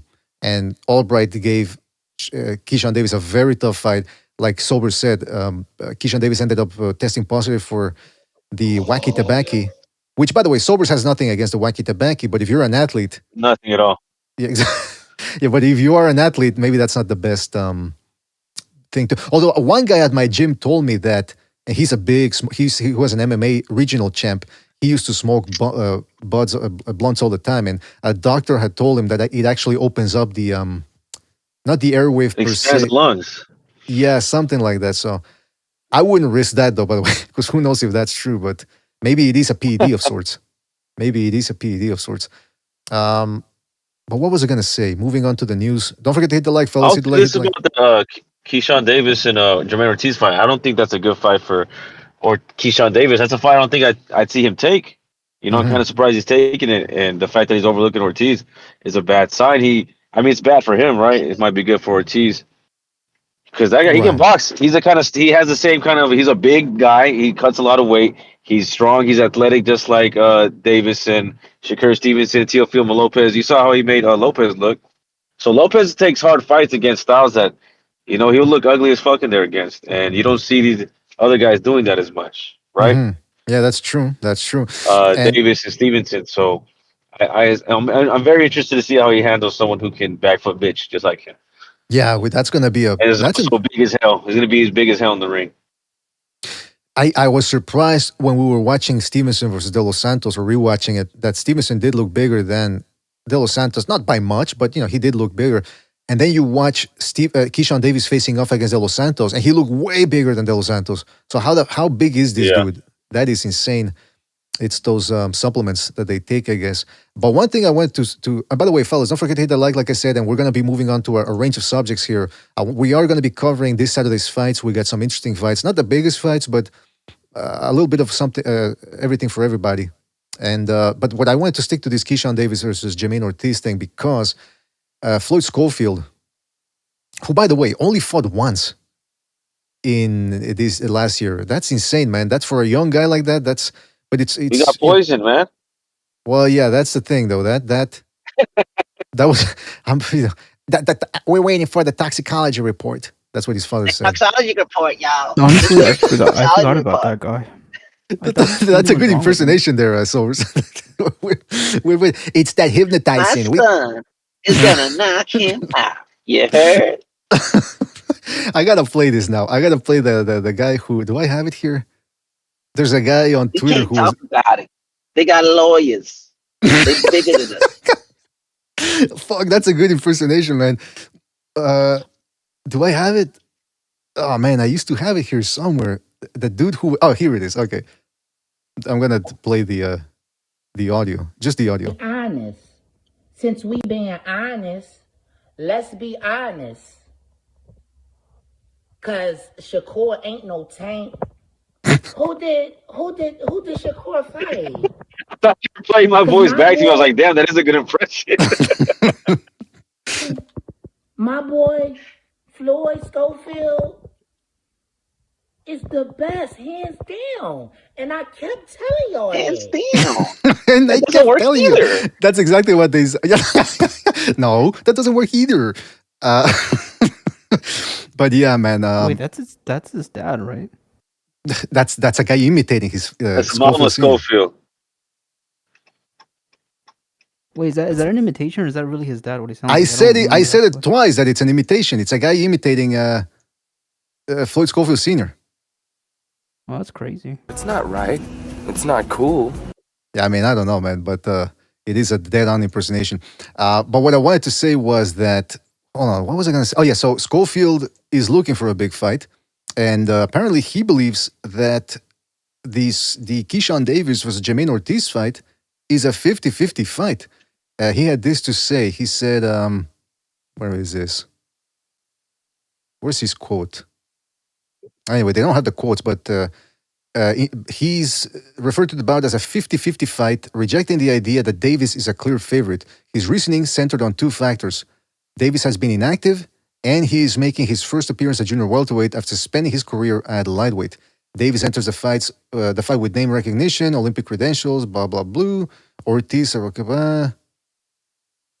yeah, that's the other thing. Keyshawn Davis fought that? against Berenchik, and that was in March or February. Early the first quarter of 2025, and subsequently remained inactive thereafter. So is that going to be a problem for Key? I don't know, bro. I don't know, because like we're talking about him being a head case, right? So Mhm. I don't know who know you don't know what to expect. And like you put on your documentary, right? Everyone go check it out. That year-end review. You know, it never gets the amount of views it deserves. It's great work, very professionally done. Wait, And there's a little wait, clip you put on there did about Keyshawn Davis get banned, or why did he not fight like more than once? because he missed weight by 5 pounds. And that's what I was gonna say about BDA. Like this guy, he that whole thing with the bananas and the watermelons, Mhm. they try to question he tried to question Bomac about it on camera, and he was like, "Oh, it's all good, man. It's all good, man. Get them cameras out of here." That's not how someone who would felt like they've been slighted racially would react, right? Just like, "It's Exactly. all good. It's all good. Just get out of here. Stop asking about it. You're good." He's like, "Nah, bro. I'm gonna clear my fucking name. What are you guys trying to say about us?" Exactly. Yeah. You know what I mean? Like, what the fuck? So It these is guys, weird. they're grimy. They'll go jump somebody if you beat up somebody from their camp. So yeah, I don't know what I don't know what to expect from this dude. That's a good He might point. have a shank in his back pocket. You know, when the fight goes down against Ortiz, Come on, but it he is might pull true. he might pull like a little stiletto out of his dread. You know, Ru- little Some straight fucking razor. prison tactics right there. He did screw up majorly in that De Los Santos fight, missing weight, jumping Albright. This dude is unstable, and I remember saying Wait, did that he in the not build get up. banned for that? But hold on, I remember saying that in the build up to the. No, he didn't get banned because he missed weight. That's it. He didn't. What happened in the dressing room, whatever, didn't occur, I suppose, inside the ring. So I guess that fell outside of the jury. I don't know. I don't know why he didn't get banned, but there were no repercussions for that. Ridiculous. They put his ass on the shelf. That's Yeah, for sure. Oh, but that's the thing that there was an interview with Broadway Joel did with one of the top ranked honchos, and he was saying that it was because the real problem is okay, you miss weight, okay, but now the event is ruined because he was in his home state of Virginia. Apparently, a lot of big shots from Virginia showed up. I don't know who the big shots in Virginia are. Probably the guy who cooks the moonshine in the hills or something. I don't know, but that's the guy. I own Virginia. I run Virginia. There you go. Yeah, but so all these guys show up, and now all of a sudden they gotta refund the tickets because the main event became Mason versus Nakatila, and because it was their brothers, right? It was all his brothers supposed to fight on the card. It was supposed to be his like big show, and he ruined it because he thought he could get away with what he got away with Baranchik. I can miss weight and I'll just pay you. Fuck you. I'll just throw money at you here. And I'm glad De Los Santos said, I'm going to take the money and I'm not going to take, I'm going to take a bit of your purse because you didn't make weight and that's it. I'm just going to go home. Yeah. I mean, look at what happened with Shakur Stevenson versus Conceição, another top-ranked fight. And by the way, Shakur Stevenson is part of the Keyshawn Davis circle. He blew the weight, didn't even try to make it, no second attempt, no nothing. And then he ended up ball busting Conceição with 50 low blows. Apparently, in that fight, if Conceição would have pulled out, they would have paid him his full purse. But he had integrity. Why didn't he, actually? That's kind of retarded. Because these people, first of all, they get talked into it. Like Juan Manuel Marquez on the Barrera and Morales podcast. No, they paid him more for sure to take the fight. Yeah, probably. Juan Manuel Marquez talked about that on the Eric Morales Barrera podcast, that when Mayweather changed the weight stipulations at the last minute because he couldn't make the agreed catch weight, De La Hoya was actually trying. Yeah, they were trying to talk Marquez into it, and Marquez said, I felt like they were promoting Mayweather instead of me. You know what I mean? Like they were on his side instead of me. So these people are businessmen, business people. They just want to, they don't want to ruin the events. Cut. Right. But credit to, what's his name? Benavides' promoter, who also happens to be De Los Santos' promoter, the Argentinian who looks like a porn star, old porn star, or a used car salesman. What's his name? He sells rugs. Yeah, yeah, Iranian rugs. What's his name? I can't believe I'm forgetting his name. See, I forget names at the end of the night. Not the Cubas. Is it Lukowitz? Lukowitz, thank you. Yeah, Lukowitz. Some people call him, replace the L with a J. That's what they call him. But yeah, come on. But that dude, apparently, he's the one that told Samson. Samson Lukowitz, yes, exactly. Samp. That's what we should call him, Samp. Apparently, Lukowitz is the guy who told him, hey, no, it's a risk. Don't fight this dude because he's way bigger than you. Meanwhile, you struggle to make weight. Don't do it. So credit to Samson Lukowitz for looking out for his fighter and not necessarily getting pressured into letting the event go on. But yeah, that was, I mean, it's a dangerous sport, man. And Keyshawn Davis can crack. He's a bit of a nut job too. His head is kind of cracked, but he can punch, and things could have gotten ugly for De Los Santos there. The other thing I want to talk about is the aforementioned conversation that took place between Haney and Keyshawn Davis. Apparently, Keyshawn Davis said that one of his potential future opponents is Davis. Yeah, Davis acknowledged that Keyshawn Davis is on the list. Hopefully not the Epstein list, by the way. But he said, you on the list, we can get it on, Haney wrote on X. And Davis replied by saying, any future talk directly to his next fight. He waiting to see what I do with Jermaine, Davis wrote. Yeah, that's the thing that Haney does, though. The Haneys, they only fight dudes once they see them looking weak. And some people can say, well, what about Brian Norman Jr.? He didn't look weak before that fight. No, because he had a thin resume. And even Haney told him so. Haney said, I never heard of you before. You're a bum, if we're going to be honest, he said. So even Haney's telling you that this dude wasn't that good. But people got impressed by those knockouts from Norman. And now they're turning it into this big win. And so if Keyshawn Davis looks good against Jermaine Ortiz, I don't expect that the Haneys to come knocking on his door anytime soon. Now, moving on, we got some other news here. Let's get to the fights this Saturday. And then we got to get to Ortiz, Conor Benn, Joshua possibly retiring, and much, much more. Okay, so we got the fights this Saturday. First on the zone, we've got Agit Kabayel taking on a Polish guy. His name is, what's his name? I forget his name. Hold on.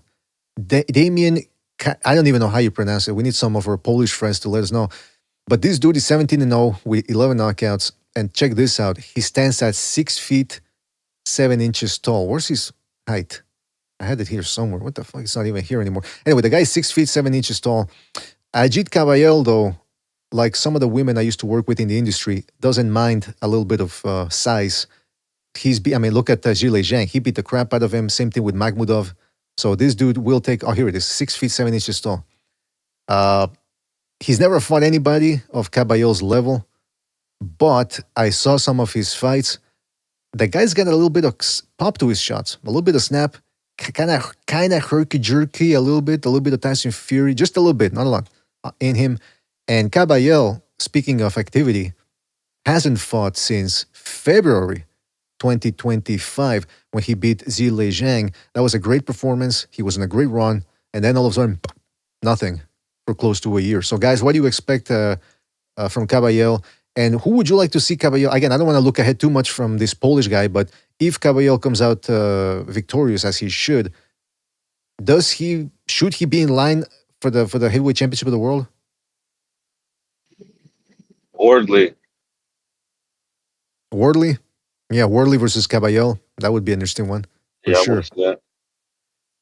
By the way, when I told Bucho earlier that who the guy that Kabayel was going to fight, I told him, it's this Polish guy, never fought anybody, but he's big, he can crack. And then Bucho goes, let me guess, is he Polish? Is he bald, white, and a little fat? I said, how the fuck did you know? And that's exactly that's exactly how the guy is built, like Nowaski.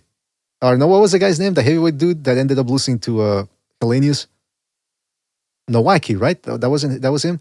I don't know. Some of these Polish dudes are Kanowski. Yes, thank you, Kanowski. So, but by the way, Kabayel. Has anyone seen the Chisora fight? The Kabayel Chisora fight? Yeah. What do you think of that one? It's all right. He was still learning. He certainly didn't look as destructive as he went on to look against other guys. I have to wonder I think Kabayel's been leveling up, though. I think he looks really good. I think he's the only guy that can beat Usyk, honestly. Oh. Yeah, because last year we saw a lot of guys level up. Like I was surprised again by Crawford leveling up against Canelo. Like all the fights that I've been watching, the major fights of Crawford, he was getting hit flush. And he ended up getting hit flush against Canelo too, but he minimized that. So I do wonder if Kabayel is in the same boat that 3 years ago he was looking kind of subpar, kind of average, and then all of a sudden, boom, he levels up. He's 33 years old, which again, in heavyweight boxing years, isn't as bad as it is in the lower weight divisions. And also, Chisora is very durable. The only guys who've managed to stop him was David Haye, Dylan White in the rematch. So he needed a rematch to take this guy out. Tyson Fury. I think Kabayel's all right, but he might be a reflection of how ass the heavyweight division is. He's just like a tough guy who works hard. He doesn't do anything, particularly special or different from the other heavyweights, right? Mm-hmm. He's just a tough guy. He has some punch, he has some pop, and he goes hard. No, I think his body work is different, and I don't see any other heavyweight focused on body work like he does. So that's a huge difference. So he goes to the body. And then on top of that, his footwork is way better than most heavyweights. Well, I guess Chisora, he was moving around more. Yeah, he is. I mean, just look at the fights, man. I guess Chisora... Yeah, he just steps around. He seems like a very basic fighter. I mean, I'll say this. Basic doesn't necessarily mean bad. But again, No. But it's like nothing extraordinary that pops out about him or his style. I will say You're talking about his body shots. You're like, whoa, he goes to the body hard. Okay. Well, but yeah, who else goes to the body as effectively as Kabayel does? That's what I'm saying. Just because he's doing something, and even though it's basic, it means he's doing something that no one else is doing. That's still better than most people. But I wanted to mention... Okay. I'm not saying he's a bad fighter. Okay. No, he's a great fighter, and I think he's the only guy that beats Usyk. That gives him a chance. You're tripping. I think Usyk would school the fuck out of him. That's what I'm talking about. Where you're tripping. Like nothing special. I think. Of his I'm not saying for sure. I said I think he has a chance. I think these other guys don't have a chance. You're tripping. Well, I'll say this. With Kabayel, the first guy on his run, on the run that he's been in now, was Makhmudov, and that dude isn't even. We have found out now that he's an average guy. Has he came back from that? Didn't he get knocked out by like a couple other people? Yeah, well, he just got a win over what's his name, the British fat dude who can crack. David Allen. No, not David Allen. Yeah, I think it was David Allen. Anyway, he got that win, but he struggled in that one. Then he beats Frank Sanchez. He almost got knocked out. Kabayel? Oh, I thought you were talking about Makhmudov. My bad. Oh, yeah. Makhmudov did get hurt in that Allen fight. You're right. But so, yeah, Butchers, I'm just putting the question out there. I'm not saying that Kabayel is overrated, but is he overrated? Because, again, let me go back to that. So, Makhmudov, okay, he beat him up. Okay, Frank Sanchez. He had that win over Ajagba. But, again, who the fuck is Frank? Yeah, it's a good win for him.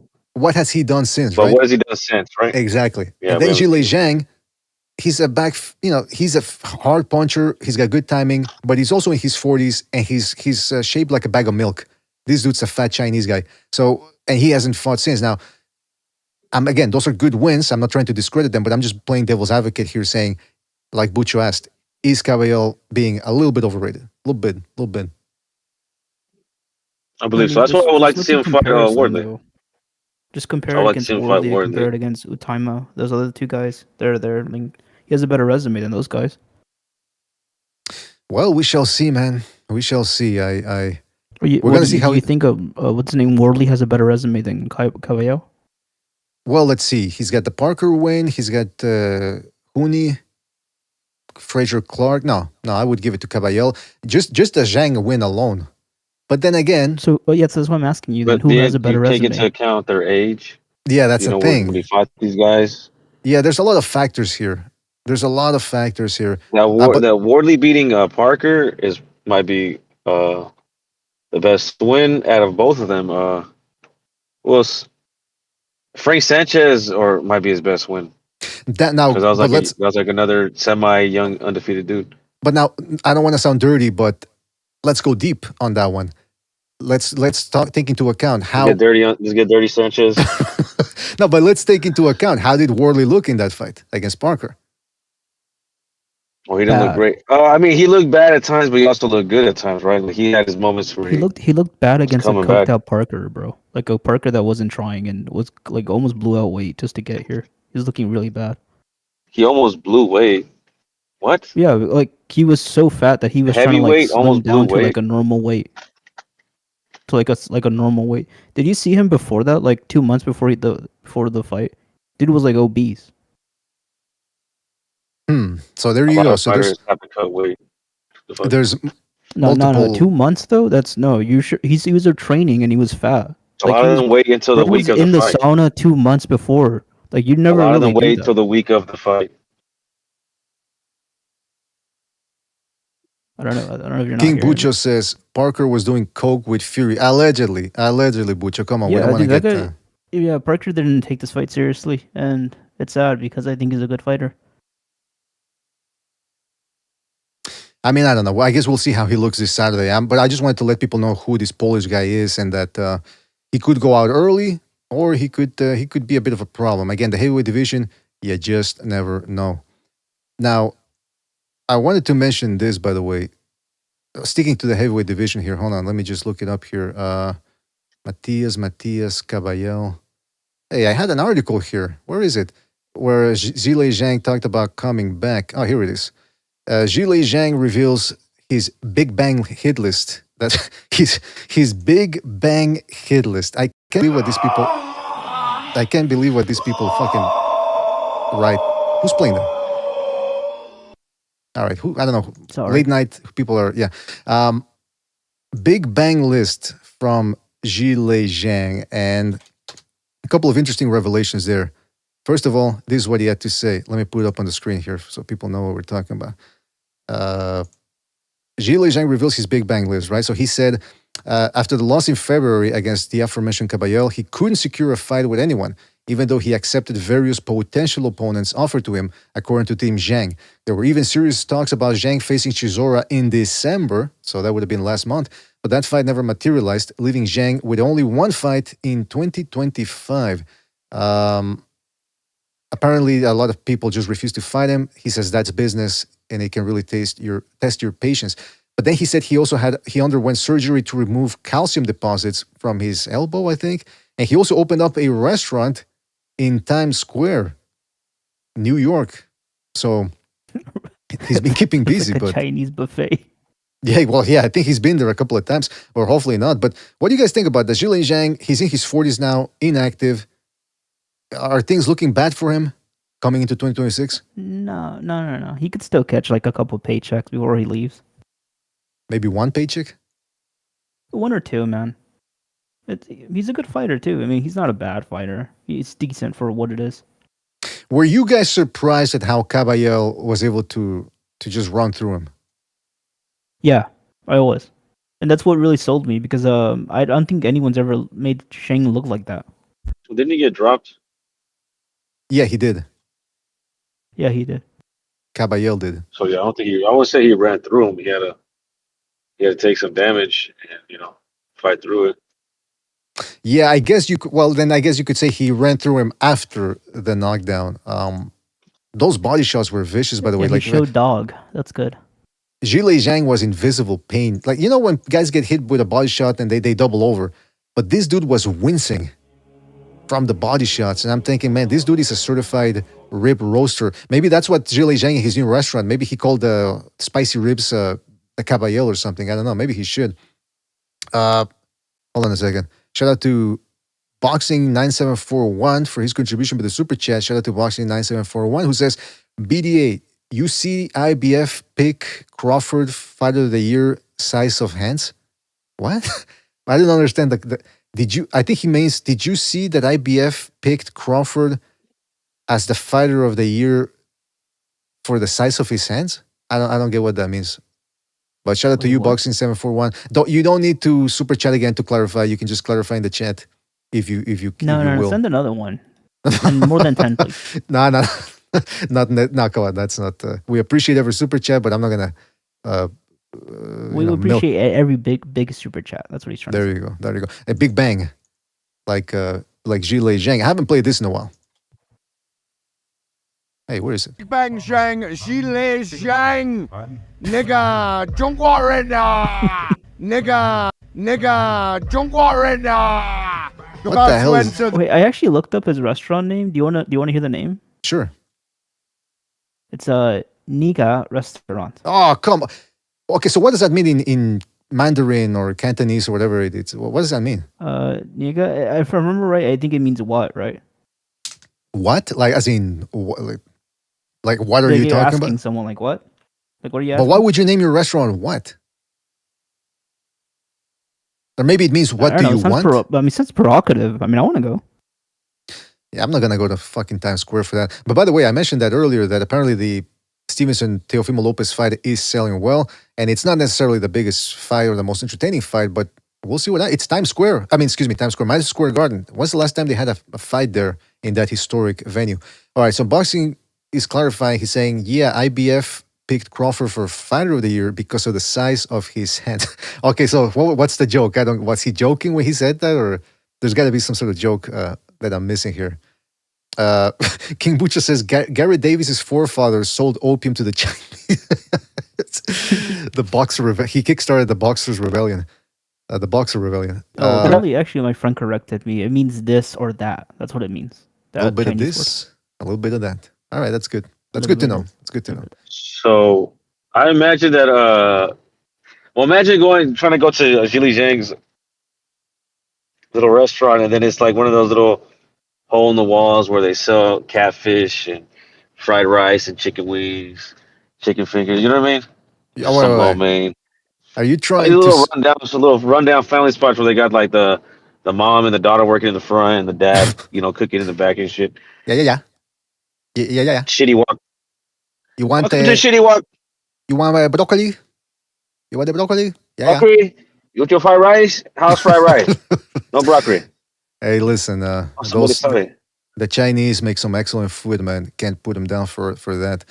I like the Chinese. I like the work ethic. That's the thing. People try to cook Chinese food. They never quite get it like the restaurants. I don't know if you need extra GMO or something, but goddamn, those. It's the MSG. It's MSG. I mean, what did I say? MGO? What did I say? You said GMO. New World Order. GMO. Yeah, what the fuck am I talking about? No, MSG. You said you gotta That's put what they put in the fruit, into the broccoli. In the vegetables. There's this restaurant this chain of restaurants here in Canada. I don't know if they have them in the United States where they sell Chinese food, but it's not real Chinese food. It's all you think in the beginning when you first eat it, like, oh, it's Chinese. What's that? It's Americanized. Exactly. It's got a bunch of caramel on top of it and shit, but it's good, man. Yeah. It is good. It's not the healthiest thing in the world, but like it's real good. Chinese food is like dim sum. Like if you're gonna go eat dim sum, you're going to like a real Chinese restaurant. Yeah, a lot of boiled stuff too, boiled things, and the rice is fried, like but egg drop soup or like something like that, Yeah. Don't get me started with the Peking fucking duck. food again. I'm gonna get hungry. What else was I gonna talk about? Okay, so Fabio Wardley, sticking to the heavyweight theme, now has a belt. And like we were talking about earlier, I was afraid that after Crawford went after the WBC and people were shitting on the sanctioning bodies, and rightfully so, the thing that I was afraid of was that people were going to forget all about that. And sure enough, a couple of weeks later, people are already talking about titles again. And we're going to get to that too, because Virgil Ortiz is guilty of that as well. But Wardley now has a title, and so people are calling him out. Tyson Fury, who's supposed to come back this year, has named him as a potential opponent, so he can call himself a 3-time or 4-time world champion. And Wardley said, "Hey, yeah, come on, Rump. I'm ready to rock." He says, "I like to target some of the big names in the division, the big boys, the top players. He's one of those guys. So look, give me a call anytime." So what Wardley is saying, look, I can't call you. You have to call me. Also, real quick, Wardley is a Ipswich Town FC fan, which is a second division team, apparently. I had to Google it. So any of our British fans out there, if they can let us know, how good a team is it, or is it a rundown? No, fuck that team, bro. Fuck that. Go Millwall. Always Millwall, bro. Wait. Is Millwall in the second division as well, or are they third division? Yes, it's also in the second division. I thought they were lower. I thought in the real lower leagues. No, but, wait. Why are you hating? Are you an Ipswich fan? No, I'm asking. First of all, I didn't even know that much about the second division and all that. So that's why I was asking whether Millwall, because I know David Hay used to say that was his team. And then when I read it a long time ago, I read up on it, and people were saying, "No, those guys, the fans of that team are notorious for hooligans and all that." So I was always joking on the air that Millwall was my team, but no, I don't fucking. Yeah, they're spend like racist. I like it. Oh, then they would fit right in here, man. Why not? No, I'm kidding. Yeah. Yeah, well, that's the narrative, right? Oh, BDA, those racists. Get the fuck out of here. Everyone's welcome at BDA. It's nothing but peace and love over here. But so yeah, what do you guys think about the Wardley? BDA, have you ever seen that comment? Like, it's kind of weird how tolerant the racist community is. It's like they don't care what race you are as long as you're being racist. Exactly. Yeah, that's a good point. That is a good point. I don't know how people miss it, but it is what it is. But what do you guys think about Wardley versus Tyson Fury? Is that a viable fight? I like that fight. That would be a good step up. I think Wardley is a dark horse. I think he's underrated. Shit. Watch him knock Tyson Fury the fuck out. Really? Expand upon that, please, if you will, Source. Well, he's on borrowed time, right? He's getting older. He's getting fatter. He hasn't stopped doing the drugs. He hasn't stopped drinking. How long can he keep up with that size, doing all that shit, and think, I'm just jump off the couch and beat somebody who's working hard and they're young and they have the knockout power, right? They call him the Deontay Wilder of the UK. Deontay Wilder almost flatlined him a couple times. So that's an interesting take. Now, here's the thing, though. Wilder had a long right hand, and he rivaled Fury's size.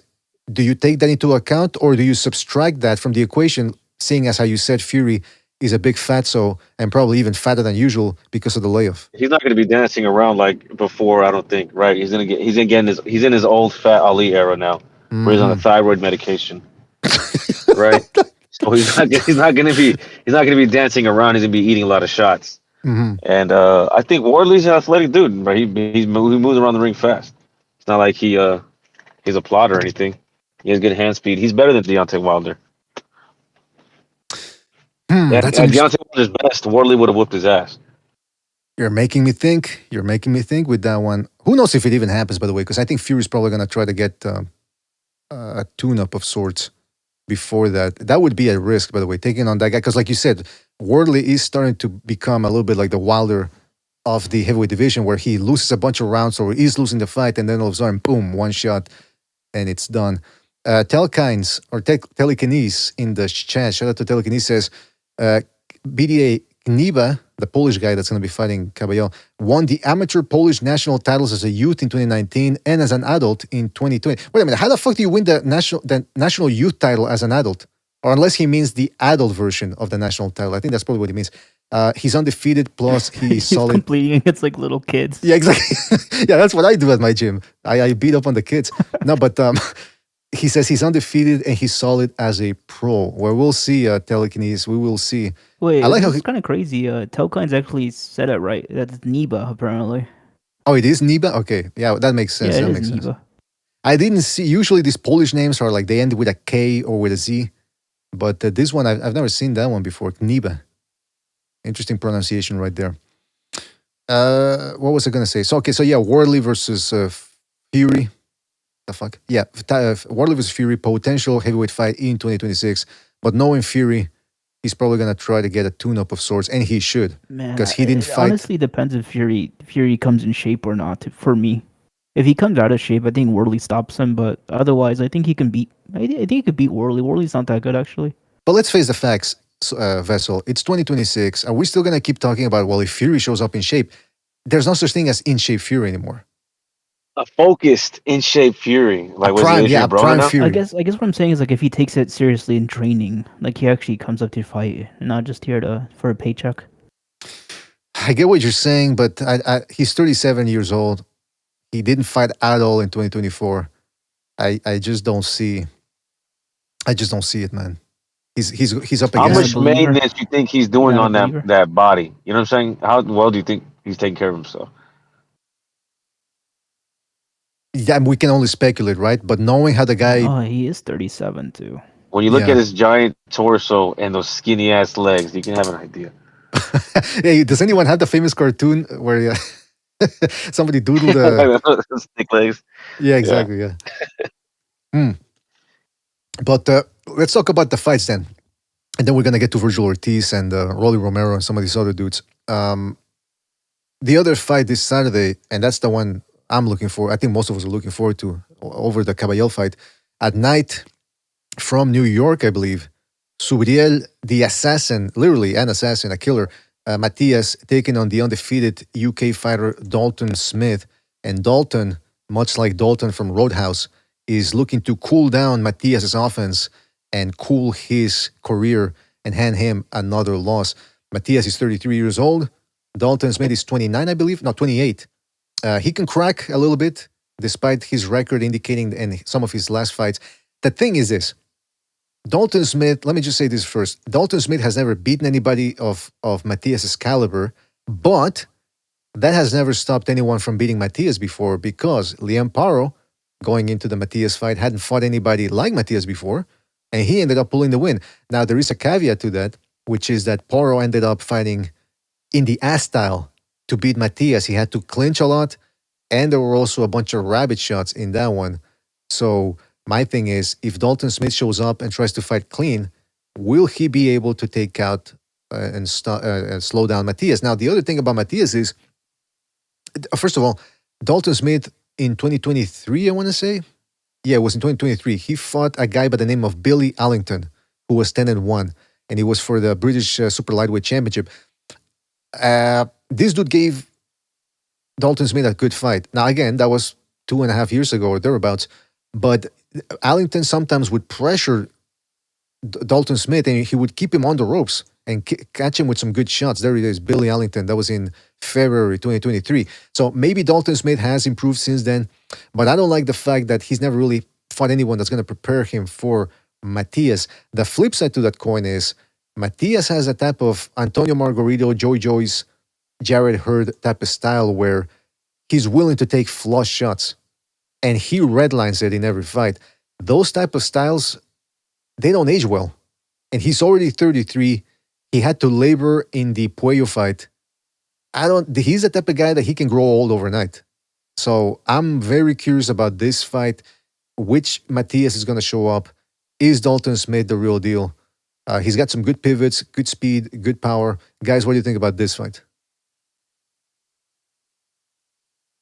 think it's like actually a 50-50 fight. I mean, what's his name? Matias also lost against Anayan, that Russian guy. Mm-hmm. And that was, and he kind of fights a little similar to Smith, I guess, in the sense that he'll stay in the pocket with you and just look to trade. Right. Well, Dalton Smith is more of a boxer. It depends on volume. Depends on how much volume, what's his name, Smith throws, to be honest. Yeah, that's the thing. I don't know, man. I mean, Dalton Smith, he's got good power, but I don't know if he has that type of 12-round power against the guy who's going to be coming at him. I also don't know if he has a good chin. He's never really been tested. Mm-hmm. Yeah, and Matias has this. Look at this: 23 wins, 22 no. I forget how hard this guy hits because he will throw. He's a hard hitter. He will throw a lot of shots, so people sort of, it gives you the impression that he's not throwing hard, but evidently the guy can crack. And what was the fight? Matias fought a guy by the name of, what was the guy's name? Jukambayev. I call him Jukambaya. What's the Louisiana dish? Jambalaya. That's what I call him. Yeah, because I can't fucking pronounce this guy's name. But this dude Jambalaya hurt him, but then Matias made him quit. And Ananian, the Russian guy you mentioned, gave him a tough fight in the first one. Nicolas Ponce, Argentinian guy, also gave him a tough fight before quitting. Liam Paro gave him a tough fight. And then, of course, the Puello fight. So Matias has taken some punishment in his career. So I don't know if he's going to age overnight. I really don't know what to expect from this fight. But I'm really looking forward to it, that's for sure. This is actually a kind of exciting matchup now that I'm looking at it. Because at first I wasn't too excited about it, but I've been watching Dalton's, what's his name, Smith, fight, and I'm like, hey, this guy's not that bad. You know why now you're looking into it? Because I gave you the BDA Ultra take. I gave you the BDA conditioning. I deprogrammed you from thinking. You just said a key phrase. Exactly. Like Floyd Schofield Sr. I got that good hypnotizing, Sean. I got that good hypnotizing. But interestingly enough, Matias had this to say about Dalton. I'm just going to call this guy by his first name. I'm going to break my own rule, and I'm going to refer to him as Dalton because I just like the way it sounds, like Roadhouse. Dalton. I thought you'd be taller. Subriel Matias promises to make Dalton Smith quit. It will not go past 10 rounds, he said. He says, I think he's going to quit. I don't think it will go past 10. Winning by any means necessary has been a consistent theme for Smith, who he has stressed when asked about the matchup during an extended build-up. He says, Smith is not naive.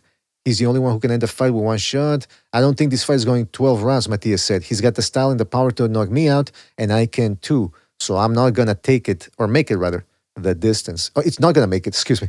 It's not going to make it the distance. What do you guys think? Is Matias being a little bit too overconfident, or you think he really believes Sounds that like good betting advice. I want to take a bet on that. What are the odds? Let me check the odds. Hold on.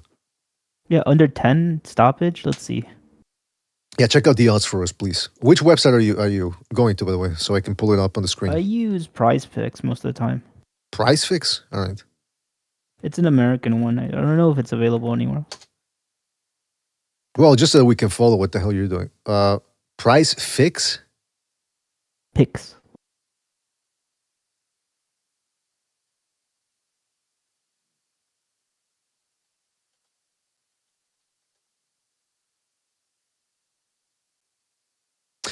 Excuse me, I think we're back. Can you guys hear me? No. Yo, what's up? Yeah. Are you back Okay, or was it Discord? Yeah, sorry about that internet issues. Jump2 says, different years, same internet. Listen, when's the last time it happened?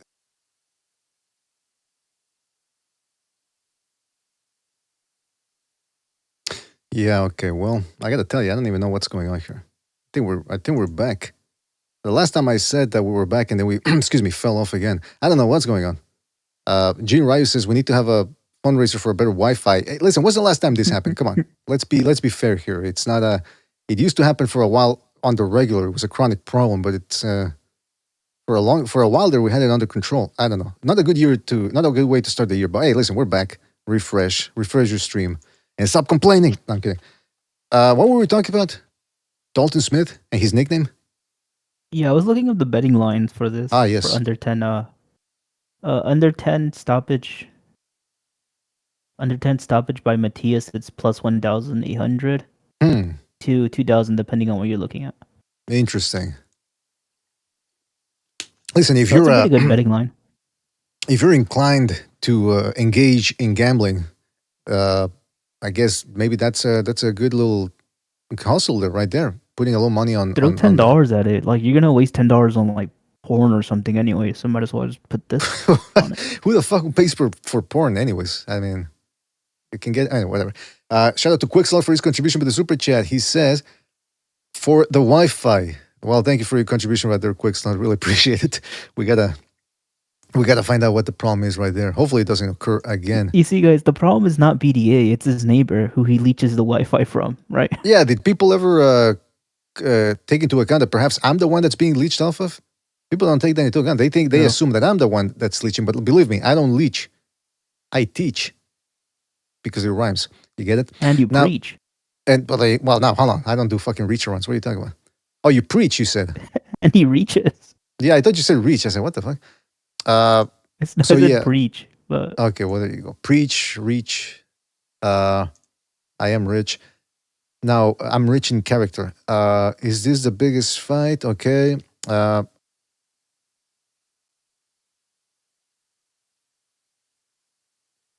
right. I really don't know what's going on here. I got no clue. And even I was trying to check out something. I was trying to check out the connection because, when it goes online, you can't check anything. So I was using my data plan on my mobile device to check the connection. And even that wasn't working. So I think it's a I don't know what's going on. And I hope the Americans aren't invading Canada. Maybe that's why they're jamming the frequency. They're jamming the communications. I don't know. But I think it's Maduro. Maduro's doing it. Yeah, Maduro's the one he's doing it from a federal prison. But what was I gonna say? Hold on. First of all, I gotta disable this. I think we're back. I don't even know if the people in the chat's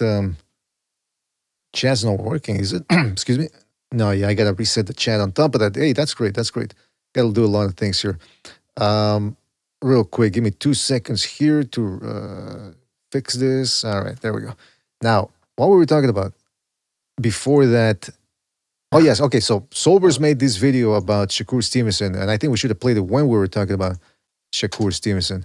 But while I play this, I'm gonna fix a couple of things in the chat, but I'll leave it playing here. And this is Shakur Stevenson contradicting himself as it pertains to the rehydration clauses. Now you're gonna have to bear with me here because it's a restricted video on top of that, so I gotta actually sign in to play it. So I'm just gonna play you the audio because that's the important thing. All right. Wait, and I don't want no rehydration clause. I don't want nothing that's gonna take away from me actually beating him. So, he could come in, long as he make the actual weight, I'll be with it. But so just for clarification, he's referring to a Tank Davis fight. Wait, and I don't want no rehydration clause. I don't want nothing that's gonna take away from me actually beating him. So, he could come in, long as he make the actual weight, I'll be with it. But it's gonna have to be a lot of testing. It's gonna have to be some real testing, and I'm with it. Let's make it happen there. The rehydration clause, that's some bullshit. Yeah, I think because Tank does that to every fighter. So that's some bullshit. That's some bullshit. Because if you go watch when Ryan fought Tank, and you watch when Devin fought Tank, and you see the size. He's talking about. I think he meant when Haney fought Garcia, because Devin Haney, as far as I know, never fought Tank Davis. The how good he's feeling. You can tell he's feeling good on that night. The weight and everything. I think that that's some bullshit. That's some it's the advantage, and with the advantage, I'm gonna do what I gotta do and it's gonna be easy to knock out a nigga that's weak. Why is he gotta use the N-word, by the way? Come on. He didn't get to rehydrate properly. He's not even black. He's Puerto Rican. Yeah, that's true. He doesn't have the N-word pass. What I gotta do and it's gonna be easy to knock out a nigga that's weak. He didn't get to rehydrate properly. I would love to fight Devin. Okay, so now this is a different time. All right, so check out what he's changed up his angle. Only thing is because a lot of people kind of compared me saying that I fight Conor Ben with Devin Haney, and I understand it. But the thing that I said, even with Conor Ben, I would want the same weight clause as he put on Eubank. Yeah. And that's what I want come fight night with Conor Ben. Now, when I go to 47 with Devin, is he's gonna allow the same weight clause? Like it becomes a business. Right. Like how are we gonna do this fight? Now listen. What video is this, BDA? It's yours. Oh, okay, cool. But I couldn't play it because why did you ask? That's hella weird. I couldn't put it up on the screen because I had to sign in. It's restricted for some reason, so I could only play. Oh yeah, it's age restricted, bro. Why? Everything on my channel is age restricted. What the? It's a blue I don't channel. know. I think it's the YouTube has like an AI algorithm now, and yeah, I can't go live without that happening. So. Well, there you go. Sober's channel is 18 plus only. Just start a new one. Nah. He's got cloud now. He's got to keep the Sober's brand. But I'll say this in regards to what Shakur Stevenson is saying. This is Pandora's box. It's been opened. Now that you got weight bullies, then you got rehydration clauses. So on principle, I agree with Stevenson's right to try to play the game because it is a game now, and it's a dangerous one. However, he's making it out to be like he's Lomachenko size. It's like, oh, I don't know if I won't fight Devin because he's going to be bigger than me. You're the same size. They're about the same. Maybe Conor Ben, I'll do the rehydration clause with him. I do the same thing, Conor. Like, what the fuck? Conor Ben's not even big like that. He's a kind of a small 147 guy. Exactly. So Stevenson, I understand his willingness to play the game and the no dehydration clauses or dehydration clauses now. But at the same time, it's not like he's a little dude. He's been hiding in the lower weight divisions for a while with the whole snack thing. So for him to flip flop like this, I sort of agree with what he's doing, but at the same time, it's not a good look. He's not in the right in this scenario. So it is what it is, man. I don't know what you guys think about that. It exposes him, bro. It exposes how he tries to say, "Oh, rules for thee, not for me," or it's fucked up. He's a coward when he does it, and oh, look how this disadvantageous for another fighter. But then another in the right settings, he'll say, "Yeah, I'll do that. I'll do the same thing, though. If it's for the right guy, yeah, I'll do the same thing. I'll try it. He'll definitely try it." In essence, is he admitting that his win over Conceição wasn't on the up and up? Because he failed to make Shakur Stevenson failed to make weight in that one, didn't even try. Well, all this horse shit talk about you make weight, you can fight, and weight classes, blah blah blah. If they go down there, it's because they can make weight. They act like weight classes don't matter, right? Mm-hmm. And these guys are very heavy. They're very big in these weight classes. At 135, 140, even at 147, he's gonna be bigger than most people. So it's he knows he's aware of what he's doing.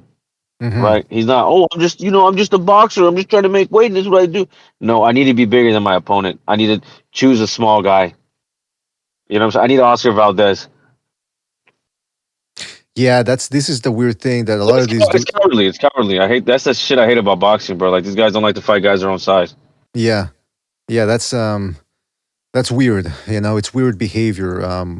The real guys, they don't ask about rehydration clauses or catch weights, or they don't need to extend the weigh-in period from 24 hours to 36 hours so that they can rehydrate more.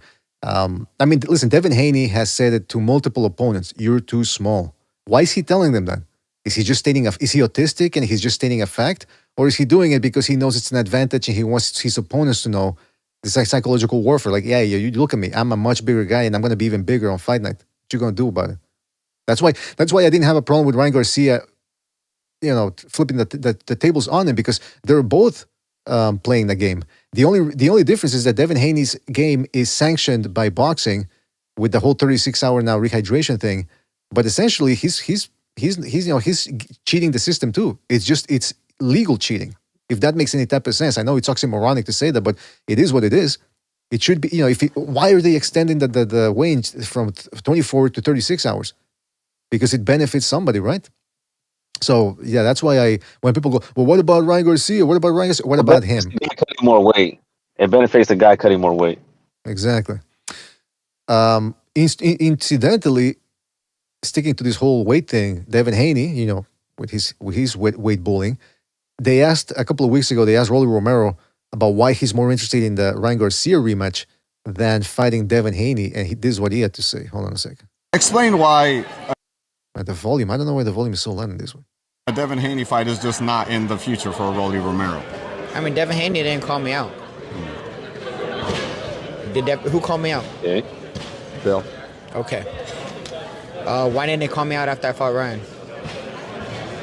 Why didn't they call me out after they fought Norman? Why did they wait a few days and all stuff until they got out of Saudi Arabia?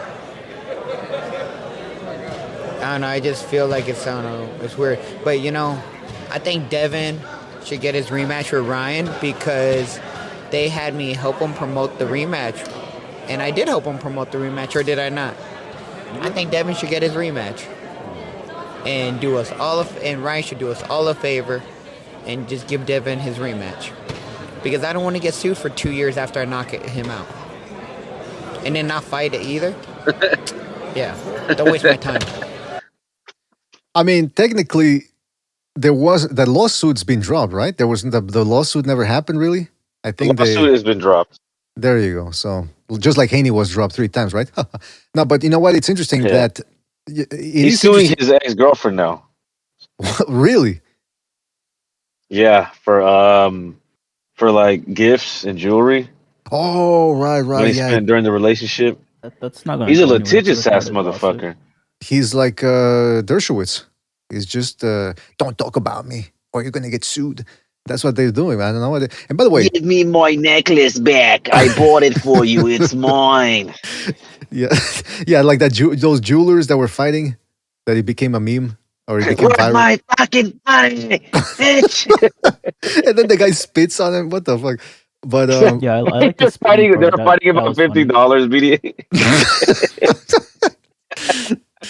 Fighting over a bill.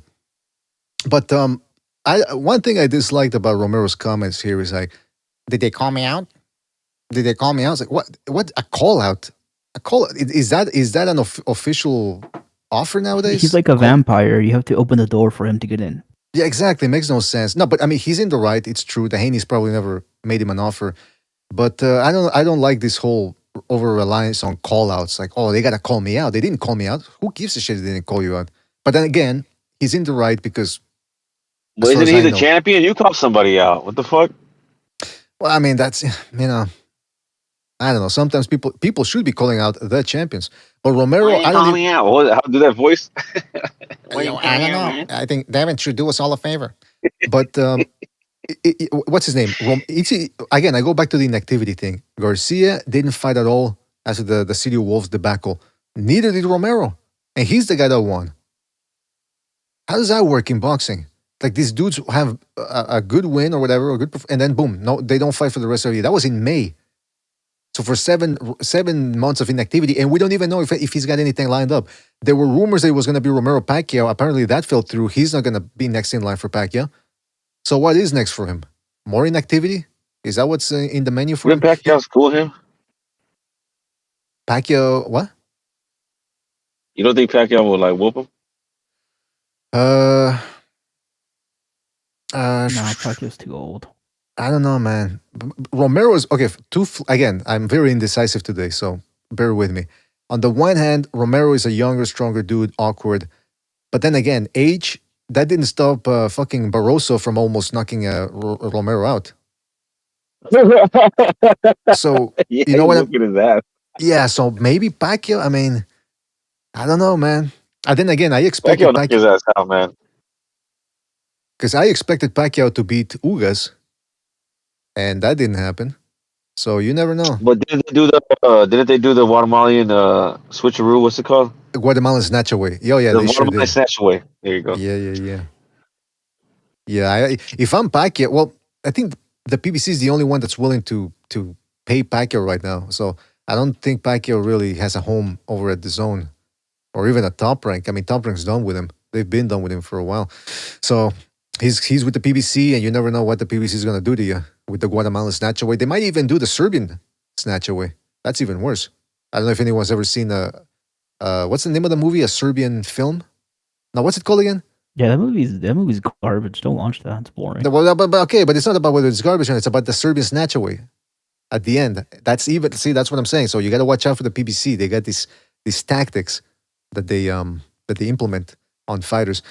But why did we start talking about that? Oh yeah, so Pacquiao beating Romero, you never know. Now Romero versus Haney, that's even worse because you might recall that Jackson Mariñez outboxed Romero unofficially because they ended up robbing Mariñez, but he essentially beat Romero with a jab.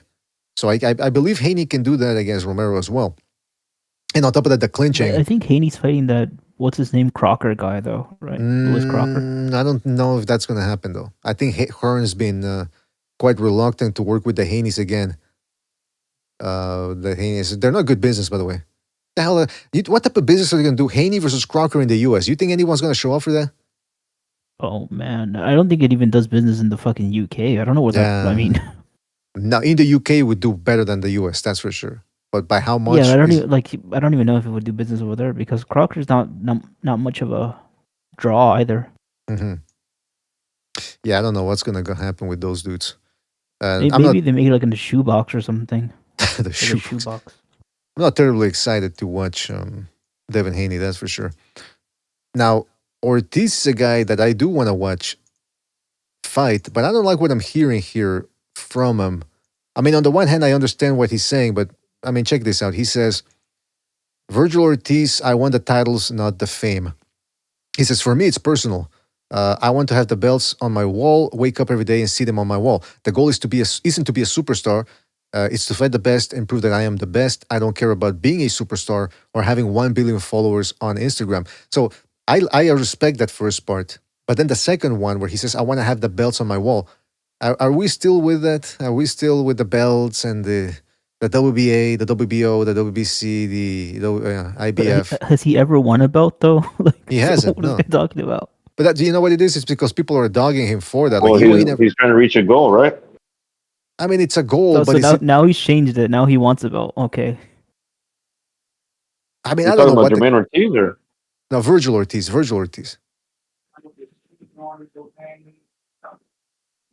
So this is what Ortiz said. Did he ever say did he mention he didn't want belt? He's never fought for one, and he's already pretty well into his career. Well, it's not because he didn't want to. It's not because he didn't want to. Rhabdomyolysis happened twice. Yeah, because he was fucking weight bullying too hard. But that's why he hasn't fought for a belt. When he fought at welterweight, he didn't really look all that big to me. Say that again? Did he look that much bigger than his opponents at welterweight? Yeah, he was bigger. He was a big, heavy dude. Like the same size as Ron Ennis. I'm gonna have to rewatch those fights because I don't remember it. But he does have a thick torso. Maybe that's where all the weight is. He got big, mother-bearing, baby-bearing hips, you know? Okay, what the fuck?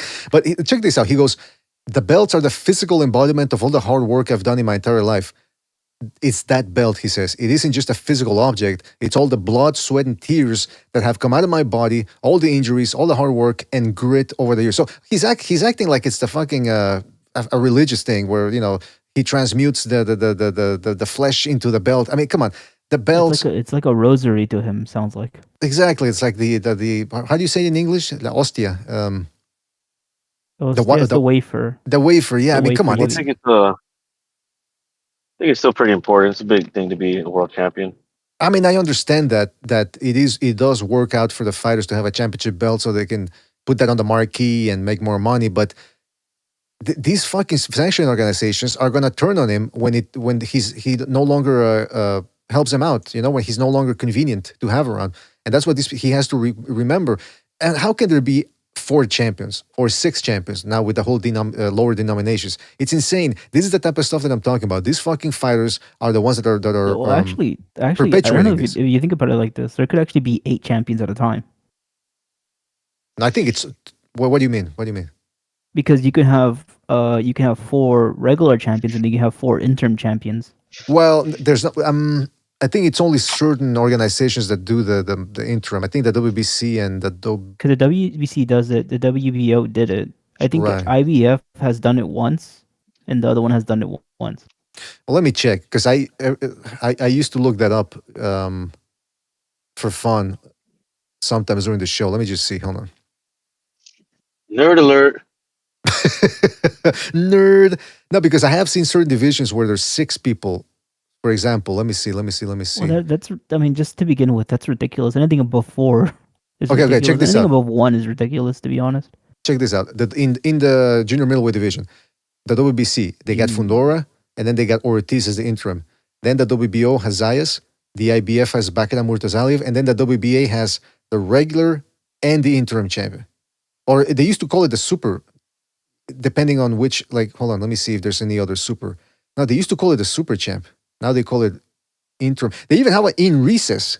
What the fuck is that about? So yeah, 6 champions. That's 7.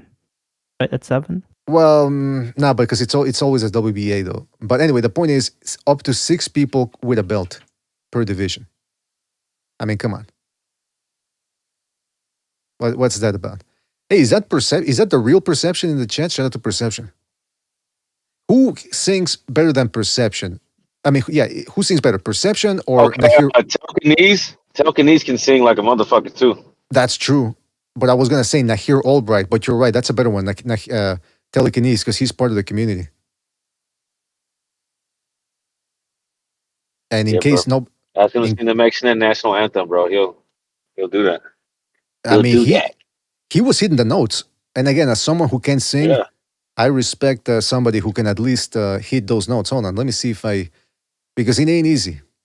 And has Perception gone against anybody in these last couple of episodes, Sobers? Because he's always going at it with people. Yeah, me. Oh, what happened? Everybody, nothing. It's just something, nothing. No, it's just the usual banter, I guess. The usual. But I told him that you're a big fan of him and that you want him on the show. Yeah, I wouldn't mind him jumping on the open lines. That's for sure. He's got some interesting takes. That's what we need on the show, on the open lines. Interesting takes. For sure. Takes for everyone. I can't find it. Where was it? No, I don't think I have it. Anyway, I'll find it where we're talking about something else. But so yeah, that's Virgil Ortiz about how he wants the shots, the belts. Jermel Charlo returns with a. Who is he? Yeah, he's Ronnie Shields again. Okay, I wanted to bring this up. Speaking when we were talking about heavyweights earlier, Deontay Wilder, who might be in the running for a fight against Usyk, believe it or not, had this to say recently. He said that he believes that despite being 40 years old, Wilder still believes he has some advantages over Usyk. Chief among them. I just entered my prime. Just entering my prime. Yeah, he says he has the speed advantage, the height advantage. He's peaking right now, bro. And the athleticism, or I think he calls it athleticism. I think that's what he mispronounced it once. Athletic. It's more athletic than him. Yeah, I used to refer to myself as sexletic. But what do you guys think about those comments? Not mine, by the way. Wilder's comments. Perfect. I'm glad he's still confident. I'm glad. I really hope this fight happens. I hope he doesn't get any cold feet and feel like he can't win. I want him thinking he can win all the way up until he gets in the ring, and then we'll see what happens. It's great. I love the confidence. So you want him to go in there believing that, keep believing that is what you're saying. Yes. But that's Padukwe in the chat says Wilder is more slick. I mean, that's what I'm thinking about Wilder. Is he really that delusional that he thinks he's still quicker at this point than he is? I mean, I have a hard time wrapping my head around his comments. I agree that in 2018, 2017, the guy was fast with that right hand. It was a quick right hand. People didn't see it coming. I understand that. Like 1 in 15 of the right hands he threw had good form and had like a good whip on it. You know what I mean? Like he had to throw like 30 right hands, and then one of them would be like, "Whoa, okay, that was a good form," Mm-hmm. Yeah, but then every other thing he threw was sloppy as heck. He's like smacking you on top of the head and shit. Yeah, he looks like he's swimming when he's on the windmill. Those windmill shots. So in his last fight in Kansas, whatever happened there in Kansas, he looked horrible. He didn't have the speed anymore, and like I said, that was his chief attribute. The fact that, or two of them, the fact that he had a good power on the right hand, and the fact that he could get it there quickly. That speed is gone. And it didn't look like he had the power anymore either because it's dependent on the speed. He's not a thudding puncher like George Foreman.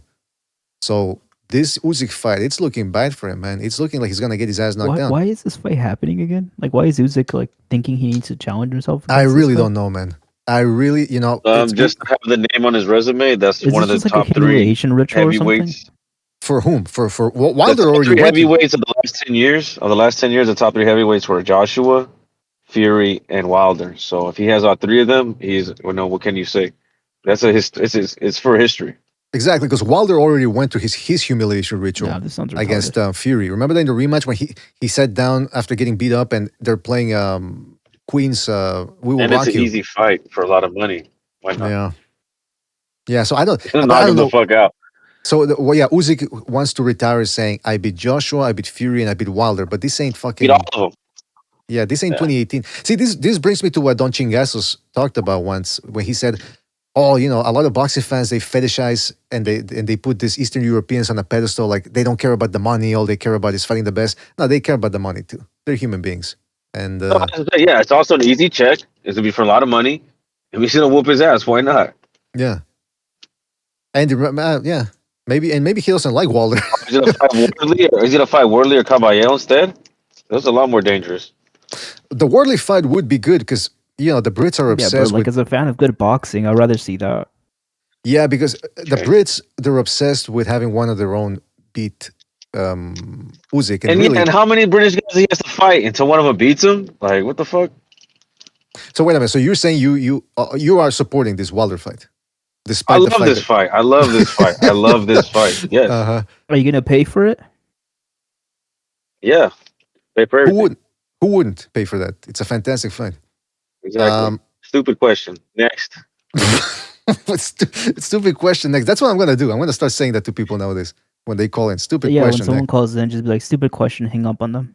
Hey, speaking of, again, I finally found it. Check this out. This is Sobers. I think Sobers made this video. So shout out to Sobers if indeed he made it. But this is Telekinese singing the Mexican national. Is he doing with the Mexican girl in the back? Yeah. And that's me. This is Telekinese singing the Mexican national. And it's impressive He's on because the activities right there. It's impressive because he's not even Mexican. So how does he know the lyrics and everything? I don't know, but check this out. Mexicanos grito la guerra, al ser aprestar el perdón. Y de temblezo centro la tierra, al sonoro rugir del cañón. Y de temblezo centro la tierra, al sonoro rugir del cañón. Did you hear those high-powered vocals, that timbre? Did you hear that at the end where he goes, yeah, it was really vibrant. Oh, yeah. The baby yodel in there.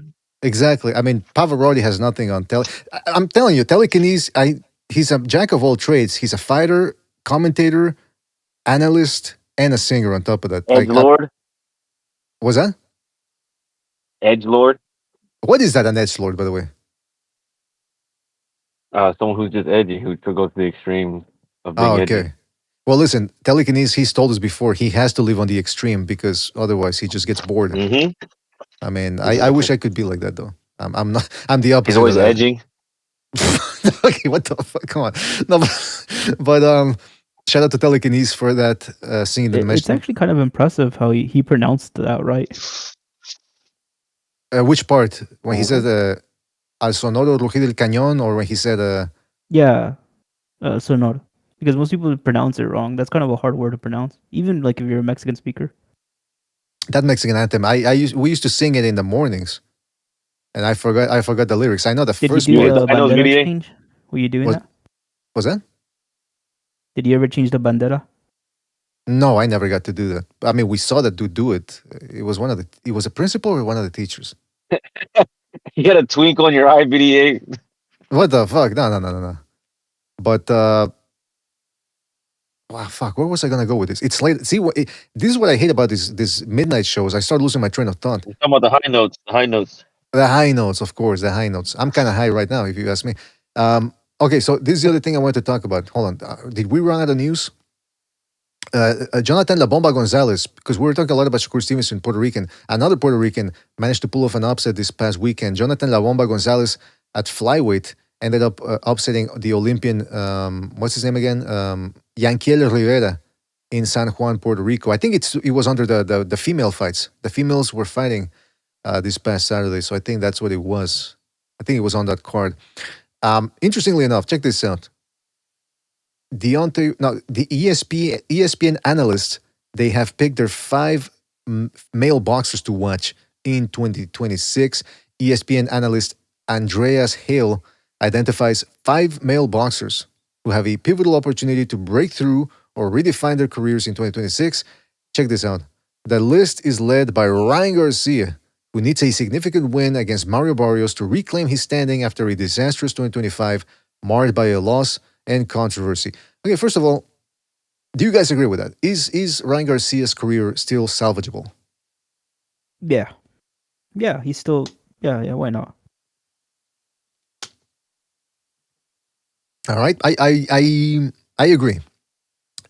Although I doubt, so he's pretty young. Kind of young. All he needs is just a good win, maybe a championship, maybe fights a couple cans just to get a little bit of an emotion going, and then I don't know, take a fight against Haney or someone.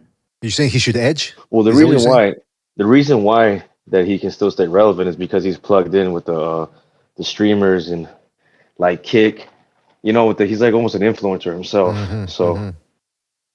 You know what I mean? That keeps him young in a way. You know what I'm saying? I that thought keeps him relevant with younger people's eyes. For a minute there, I thought you were gonna say he's hooked up with the Bohemian Grove thing, that they're gonna give him a shot again. I mean, he must be right. Joined them after he must be because how the hell is he getting a title shot after losing? And by the way, you know me, I just told you I don't care about the titles, but because it's still still WBC. What else do you think? It's the WBC. They do whatever they want. It's because they wanna line up that Devin Haney rematch. That's what they want. Yeah. And it's really sickening that the fact that he's getting a shot this quickly. But then again, money talks. He's a big name. And I do agree that if he had some more good performances, the past will be forgotten. But my thing is, I don't even think he beats Mario Barrios. I mean, I favor Ryan Garcia, but not by that much. You never know which. That'd be so funny if he loses against Barrios. I wouldn't be surprised, man. I wouldn't be surprised. Man, that's actually fucking hilarious. The other name that they mentioned at ESPN as some of the big shaker removers for 2026, Jake Paul. Jake Paul's next move, they said, is questioned after his knockout loss to Anthony Joshua. Will he pursue a cruiserweight title or another spectacle? First of all, is Jake Paul going to fight again? I don't think he can legally fight in some states now because of the thing they put in his jaw. Mm-hmm. And is that going to reinforce? Is that going to reinforce the jaw, or is it always going to be vulnerable now? I don't know. I'm not a doctor. I know you're not a doctor, but I was just trying to get I don't know, some sort of speculation here, because I saw a comment section where some people were discussing that, and some people were saying, yeah, it's never going to be the same again. I'm thinking, well, like again, I need some. We should ask AI if we can come up with the name of the procedure, and we'll ask AI to clarify. Depends, because when you have a bone that breaks, it generally heals stronger. It fuses together and it becomes stronger. It depends on the real procedure. I don't know what happened to him. Well, that's what I'm looking at here, because his jaw was indeed fractured. It says Jake Paul suffered a double jaw fracture, including a broken jaw with 2 fractures. So there's some cracking in there. He confirmed the injury on social media, sharing x-rays and expressing determination to recover. I mean, yeah, man, even with the procedure, he still suffered an injury. I don't know if that's ever going to really resolve. He's got the best doctors, you have to assume that. And how the fuck was he talking after the fight with a broken jaw? I remember, I mean, again, there's different types of broken jaws, right? Different types of injuries. Because I remember when Jay Opetaya... I don't think he was that injured, BDA. Wait a minute. What are you saying? I mean, it's as fake as the fight was, right? It's as real as the fight was. Don't say that. I forgot that I forgot you were on that boat. I mean, listen. Do you remember Bam Rodriguez got his jaw broken against Chicharito? What's his name? Gonzalez. And he was talking after the fight fine, too. Yeah, but again, it's different types of... I mean, it's not... The jaw is not just one thing. I mean, there's different parts. So maybe Yeah, that's what I'm saying. It's I don't think anything serious. I mean, I saw someone get their jaw broken by a skateboard, and he was talking fine. He was screaming or anything, actually. Let me just see if he was talking during the post fight. Jake Paul, that is. Yeah, I'm feeling good. That was fun. I love this sport. No, yeah, he is talking. I think it's so overblown what happened. Opetai is the guy that tried. What happened. He took one semi-hard punch from Joshua. I'll tell you this. There was one video I saw on Twitter where the guy was saying that the guy who made the video was saying that Jake Paul, whenever he starts flicking his tongue out like a porn star, that means that he's telling his opponent, "Calm down."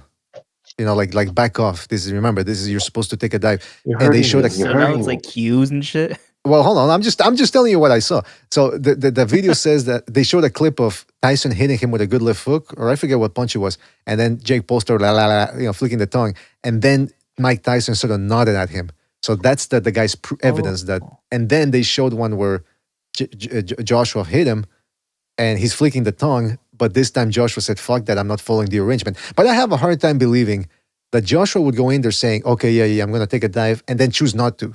Like, how the fuck would that work? Yeah, this is I don't know. I think it's a little retarded, to be honest. Like, I love conspiracy theories, and I actually believe most of them, but this one's kind of weird.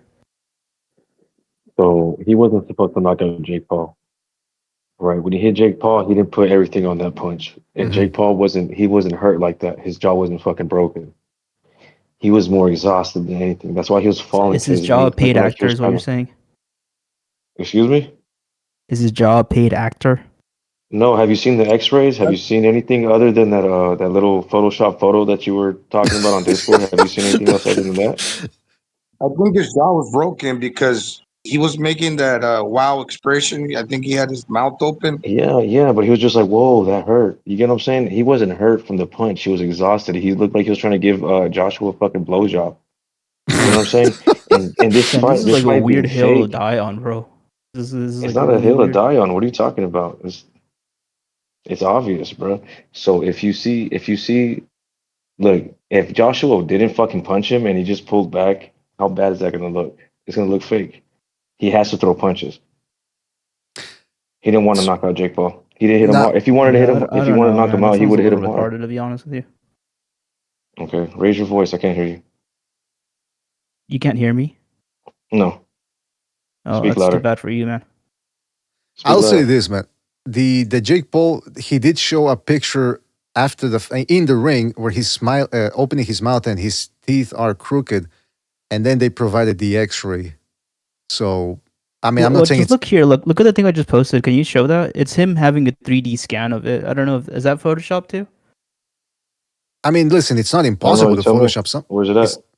Someone just 3D scanned it and made this shit work for him. Like, how does that work? Oh, fucking Instagram. I need to get myself an Instagram account. That's literally like a 3D scan. Hold on. Okay. Yeah, I need to. And what they put they put little staples in his jaw. What is that? So he broke his jaw on both sides. Well, I don't know. Have you ever had a fracture before? I've had a fracture before where I needed a plate like that, and it does look like that.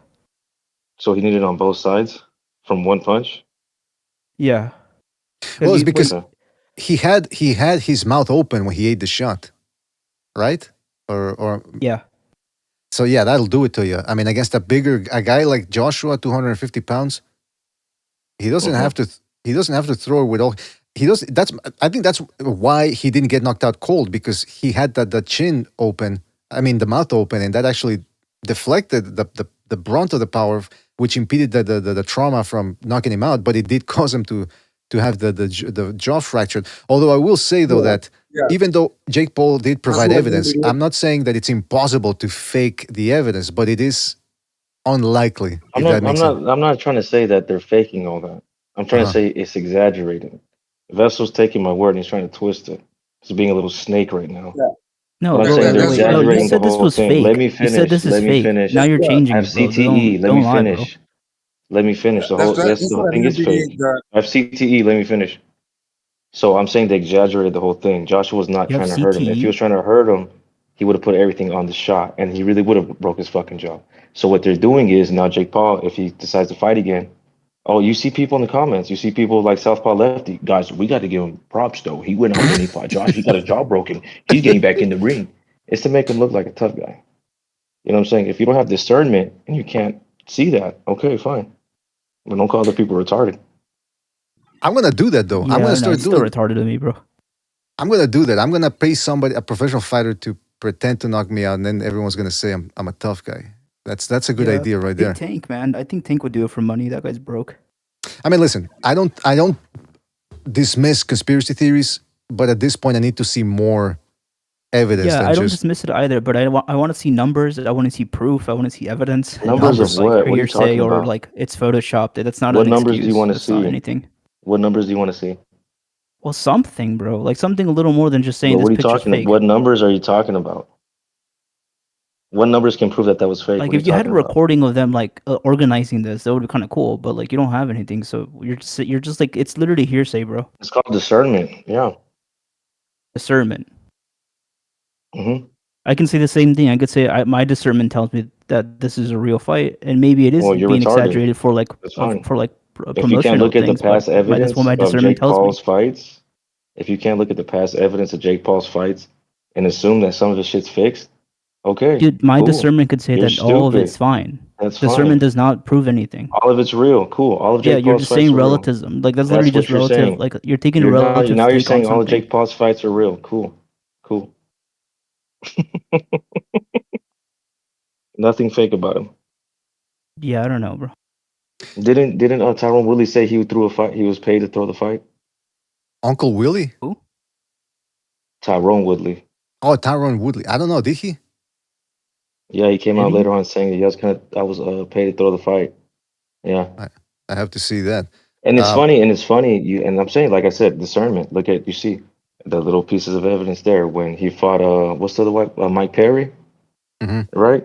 The same day that they fought, Mike Perry announced his new fight promotion, and then he let Jake Paul knock him out. Interesting, very interesting. Perception. And in the now he's a bare knuckle champion. Now he's a bare knuckle champion. Perception in the chat says the problem is that some people think that everything is a conspiracy.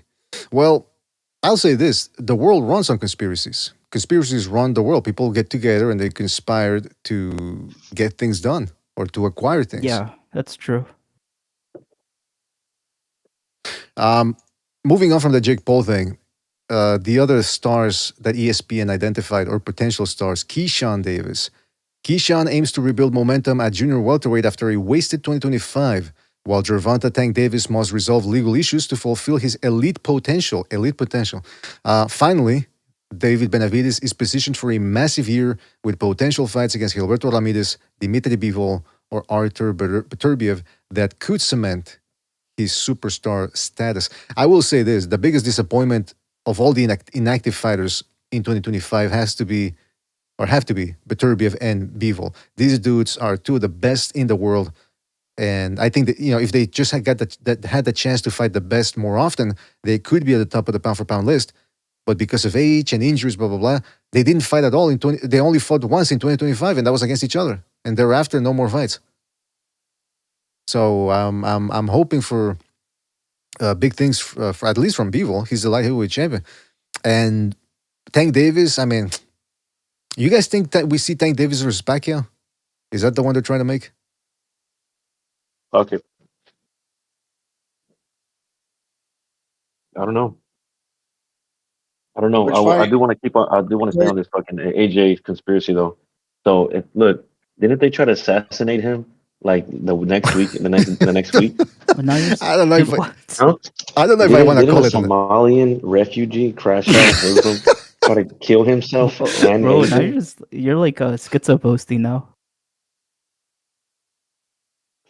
After Julio Cesar Chavez fought him, what happened the next day? He got deported.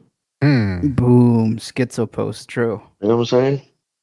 Now, Jake Paul was streaming live with what's the name of that streamer? There's a streamer that's part of the tribe, and the guy Aiden Ross, and he told the Paul brothers that he knows exactly the percentage of tribe DNA in them, and they were like, "Whoa, really?"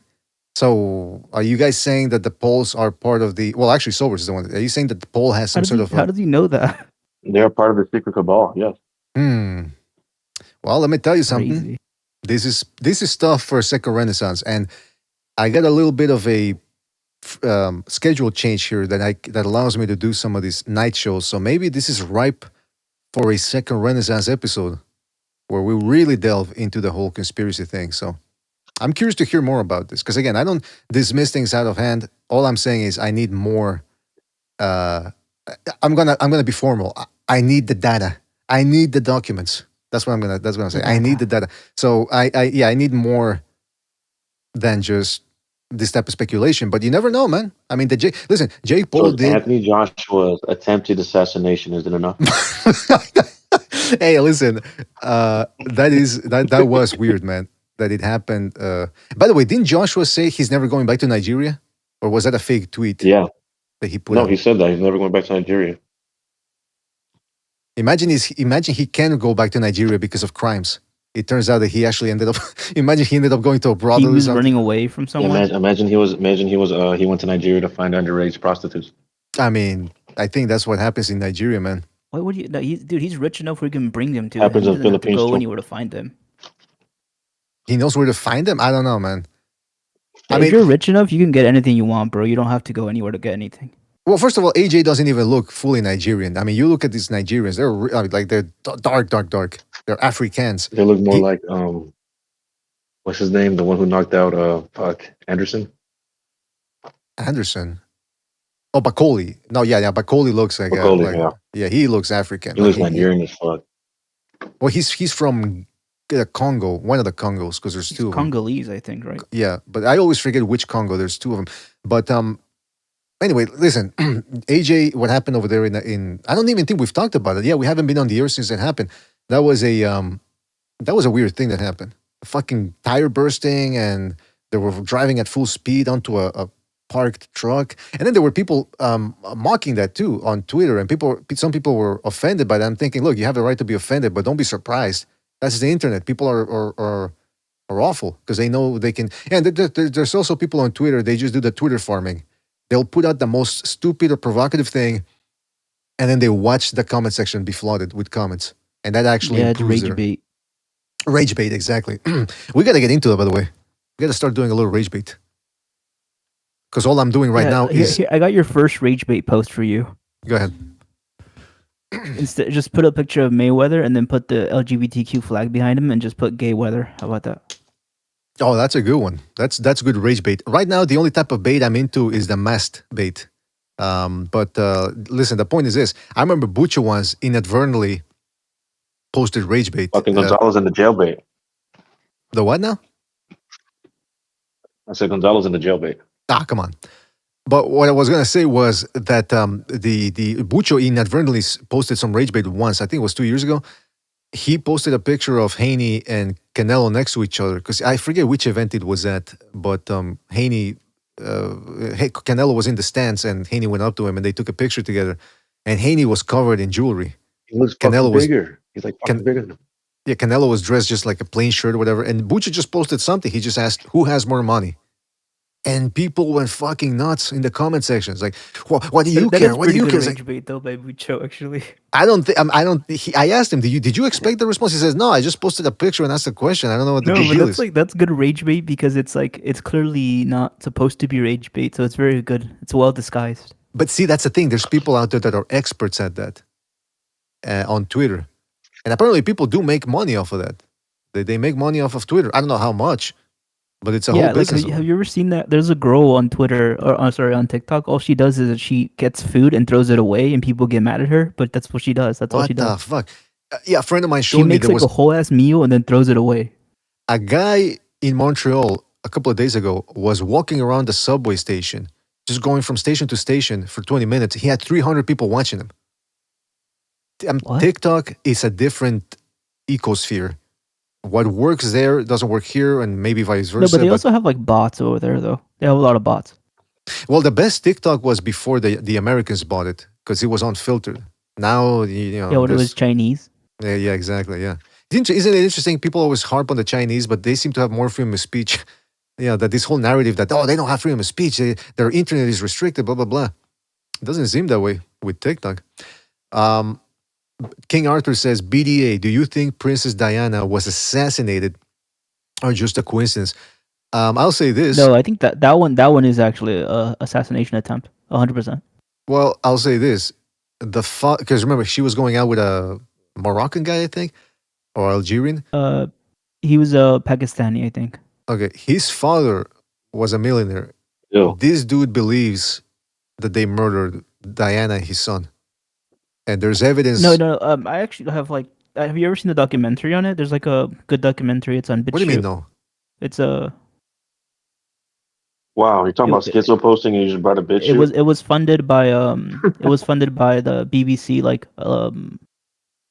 their sister channel, and it was supposed to be on air, but then the executives they're like, hey, what is this actually? And they looked at it and they're like, no, we can't put this on air, so they took it out. So it never aired, but it was actually like a really well investigated documentary. I wouldn't be surprised.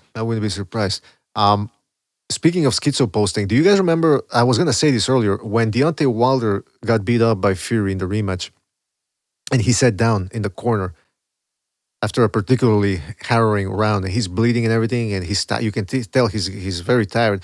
He sits down on the stool, and the music playing in the arena is We Will Rock You by Queen, and they're playing the part where they said, you got blood on your face, you big disgrace. I said, wait a minute.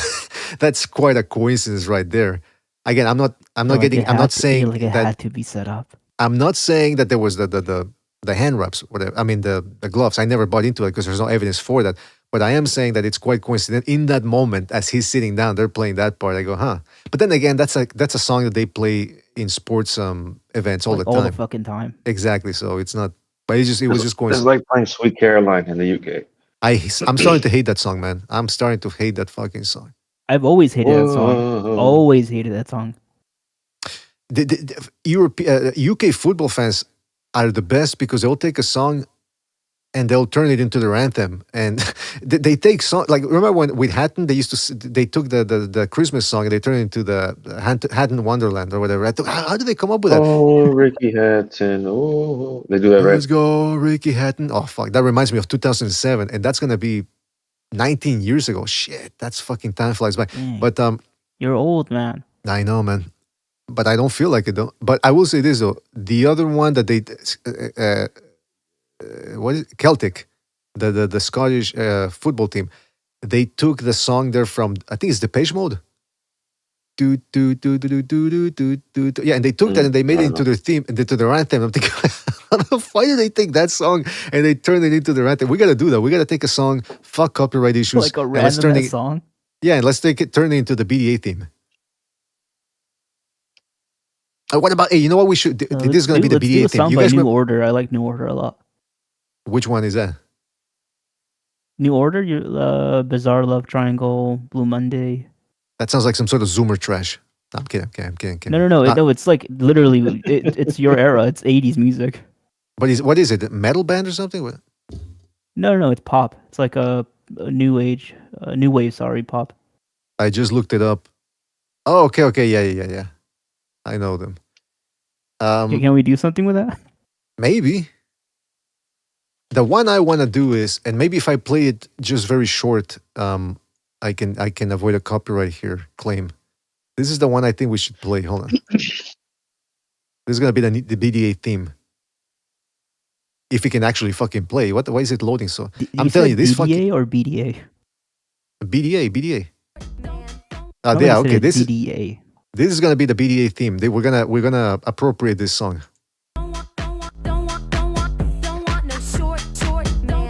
That's the one. Don't want no short. Yeah, I know that. Don't want no short. Why the fuck would we choose that song? Now we gotta come up with a new one. Just start hating on like small people, on short people. That song actually was about small dicks, I think. Yeah, hate on short cells. People who are tiny. Well, there's that song by what's his name, Randy Newman, where he talks about I don't want no short people. And then it became a huge hit. And then people were writing letters to him because it was in the 70s. It's like, oh, that's derogatory against short people. And the guy said, no, they missed the point. The guy singing it is, he's singing it as a guy who's neurotic and who has this weird hate for short people. But people miss the point with that. It's like he wrote another song called Sail Away. which is about colonizers kidnapping African people and telling them, hey, you come over to the U.S., you get pie and this and that. And people, and then I saw on YouTube during that Trump administration when he was running for president, people would play that song, "Oh, I Love America," and they would play that song unwittingly or unbeknownst to them. The song is actually mocking, colonialism and the kidnapping of slaves. So it's just people just don't pay attention to the lyrics, I suppose. But well, that actually happens a lot with a lot of different things. We people retransmit ideas and reappropriate ideas. Well, coincidentally, Hatton versus Mayweather. Mayweather came out with "Born in the USA," and that's actually a song that's deriding the Vietnam War. But Mayweather came out to it thinking, "Oh, I'm pro-America because I'm fighting a British guy, so pro-America." Yeah. He didn't fucking realize that, man. So yeah. BDA Baron Evola says BDA is gonna make. Sorry, go. BDA Baron Evola says BDA is gonna make Wild Bill's theme from Silence of the Lambs the theme song. Yeah, the one where he's dancing. Goodbye Horses. I love Goodbye that song. Horses. Yeah. Goodbye Horses. All right. Well, listen, we gotta go. I think we said it all. But yeah, this was the first show of 2026. Hopefully, more to come. I don't even think we talked about boxing for the last 30 minutes, but I'm sure we did. Maybe 15 minutes. Don't exaggerate. But I will say this. We got to go. So I want to give a shout out to the Gons, Sobers, Vessel. Shout out to you guys for dropping me in. Shout out to everybody who donated via the super chat. And everybody, of course, who joined us here in the chat. I'm talking about Eparokua, H. Wait, what's that thing? Are you fundraising for something? Yes, we're fun. Thank you for reminding me. What are you fundraising for? We're fundraising for the Roadcaster Duo. It's a interface sound card that will allow us to patch the phone calls better. It's going to improve the audio on Discord so you guys can actually hear the phone calls better. It also makes maneuvering through the stream better because it's got buttons, it's got faders to adjust the volume. So because people I'm using OBS. Long story short, for people that don't know what OBS is, it's a software where I'm patching everything that's on my computer onto YouTube. Okay, but the volume sometimes sometimes people in the Discord sound lower or louder than some other people, or than myself, or than the callers. So there's a feature on OBS where you can actually add a compressor, meaning it's gonna level everything at the same degree, to the same degree. But it's a shitty. Because OBS is free, so the plugins are mediocre. And I've used the compressor for years. It doesn't work. I look at it on my audio interface and I look at the waves. It's not compressing anything. So all it's doing is raising the volume. So the Procaster, it's actual hardware. You're not relying on software, and it does improve the audio of everyone. It allows you, like I said, to control the faders. It actually improves your audio too because it's got Aphex processing. So it is worth it. Bucho already has one, but we're planning on getting a second one. He's going to lend it to me, he said. But I want to have one to improve the entertainment value of this program. So again, we're not asking for the full price of this shit. Just whatever people can donate, it always helps us out. And how will people donate to you? Well, just right here on the super chat or on the Buy Me a Coffee app, link in the description below, or the Patreon. Patreon helps out as well. So, hey, by the way, I want to remind people, I want to reiterate my thanks to all the people who have contributed financially to the show as well throughout the years. And there's a list, of course, that we always put at the beginning of the show and at the end. And at the end of the most shocking moments of 2025 that we just posted a couple of weeks ago. But don't forget, there's other benefits of using the the Roadcaster Duo. Other than just improving the audio, it also allows you to switch between different channels too at the same time. And like I said, it allows you to control the volumes much, much quicker as opposed to having, because what I'm doing here with the phone calls is I'm using a browser plugin to actually boost the audio of the callers, but then that actually distorts it because it's doing so artificially. So I don't want to get too technical on this, but believe me, this shit really helps out. And you're going to see once Bucho goes live with his Roadcaster, you're gonna see the difference. But be that as it may, it's very simple. Honestly, guys, like I know people who are listening to, he does all this shit for free. These guys do it for free. They're not charging you for anything. So help out any way you can. Of course, I know the economy and stuff, but throw $10 at it. I mean, you guys waste $10 on garbage all the time anyway. I do. Well, I appreciate that, Vessel. I appreciate that. Now, to me, there's no such thing as wasted money. But yeah, listen, if 10 people donate $50, that's $50. If 10 people donate $20, that's that right there is it covers up. People donate $50, that's more than what you're asking for. Exactly, that's what I'm saying. No, I'm talking. Yeah, if 10 people donate $20, or $10, whatever. Listen, whatever you can. It's there's no obligation. There's no like he said, we're doing this for free, and I think I'm gonna purchase one either way. But just if it can cover the cost, that's it always helps out. Parokua said, give to BDA Sunday mass collection basket. That's what we're gonna call it. We're passing around the little canasta. Exactly. Yeah. King KO for Life says IBS, irritable bowel syndrome. What the fuck? Well, anyway, shout out to Parokua, JJ, Baron Evola, Ratback Strong and Company 10-4. Shout out to him. King KO for Life, Super Saiyan. Who else we had? Perception, Al Cuerpo, Jamie Shout out Raiden. Telkines, I like that guy.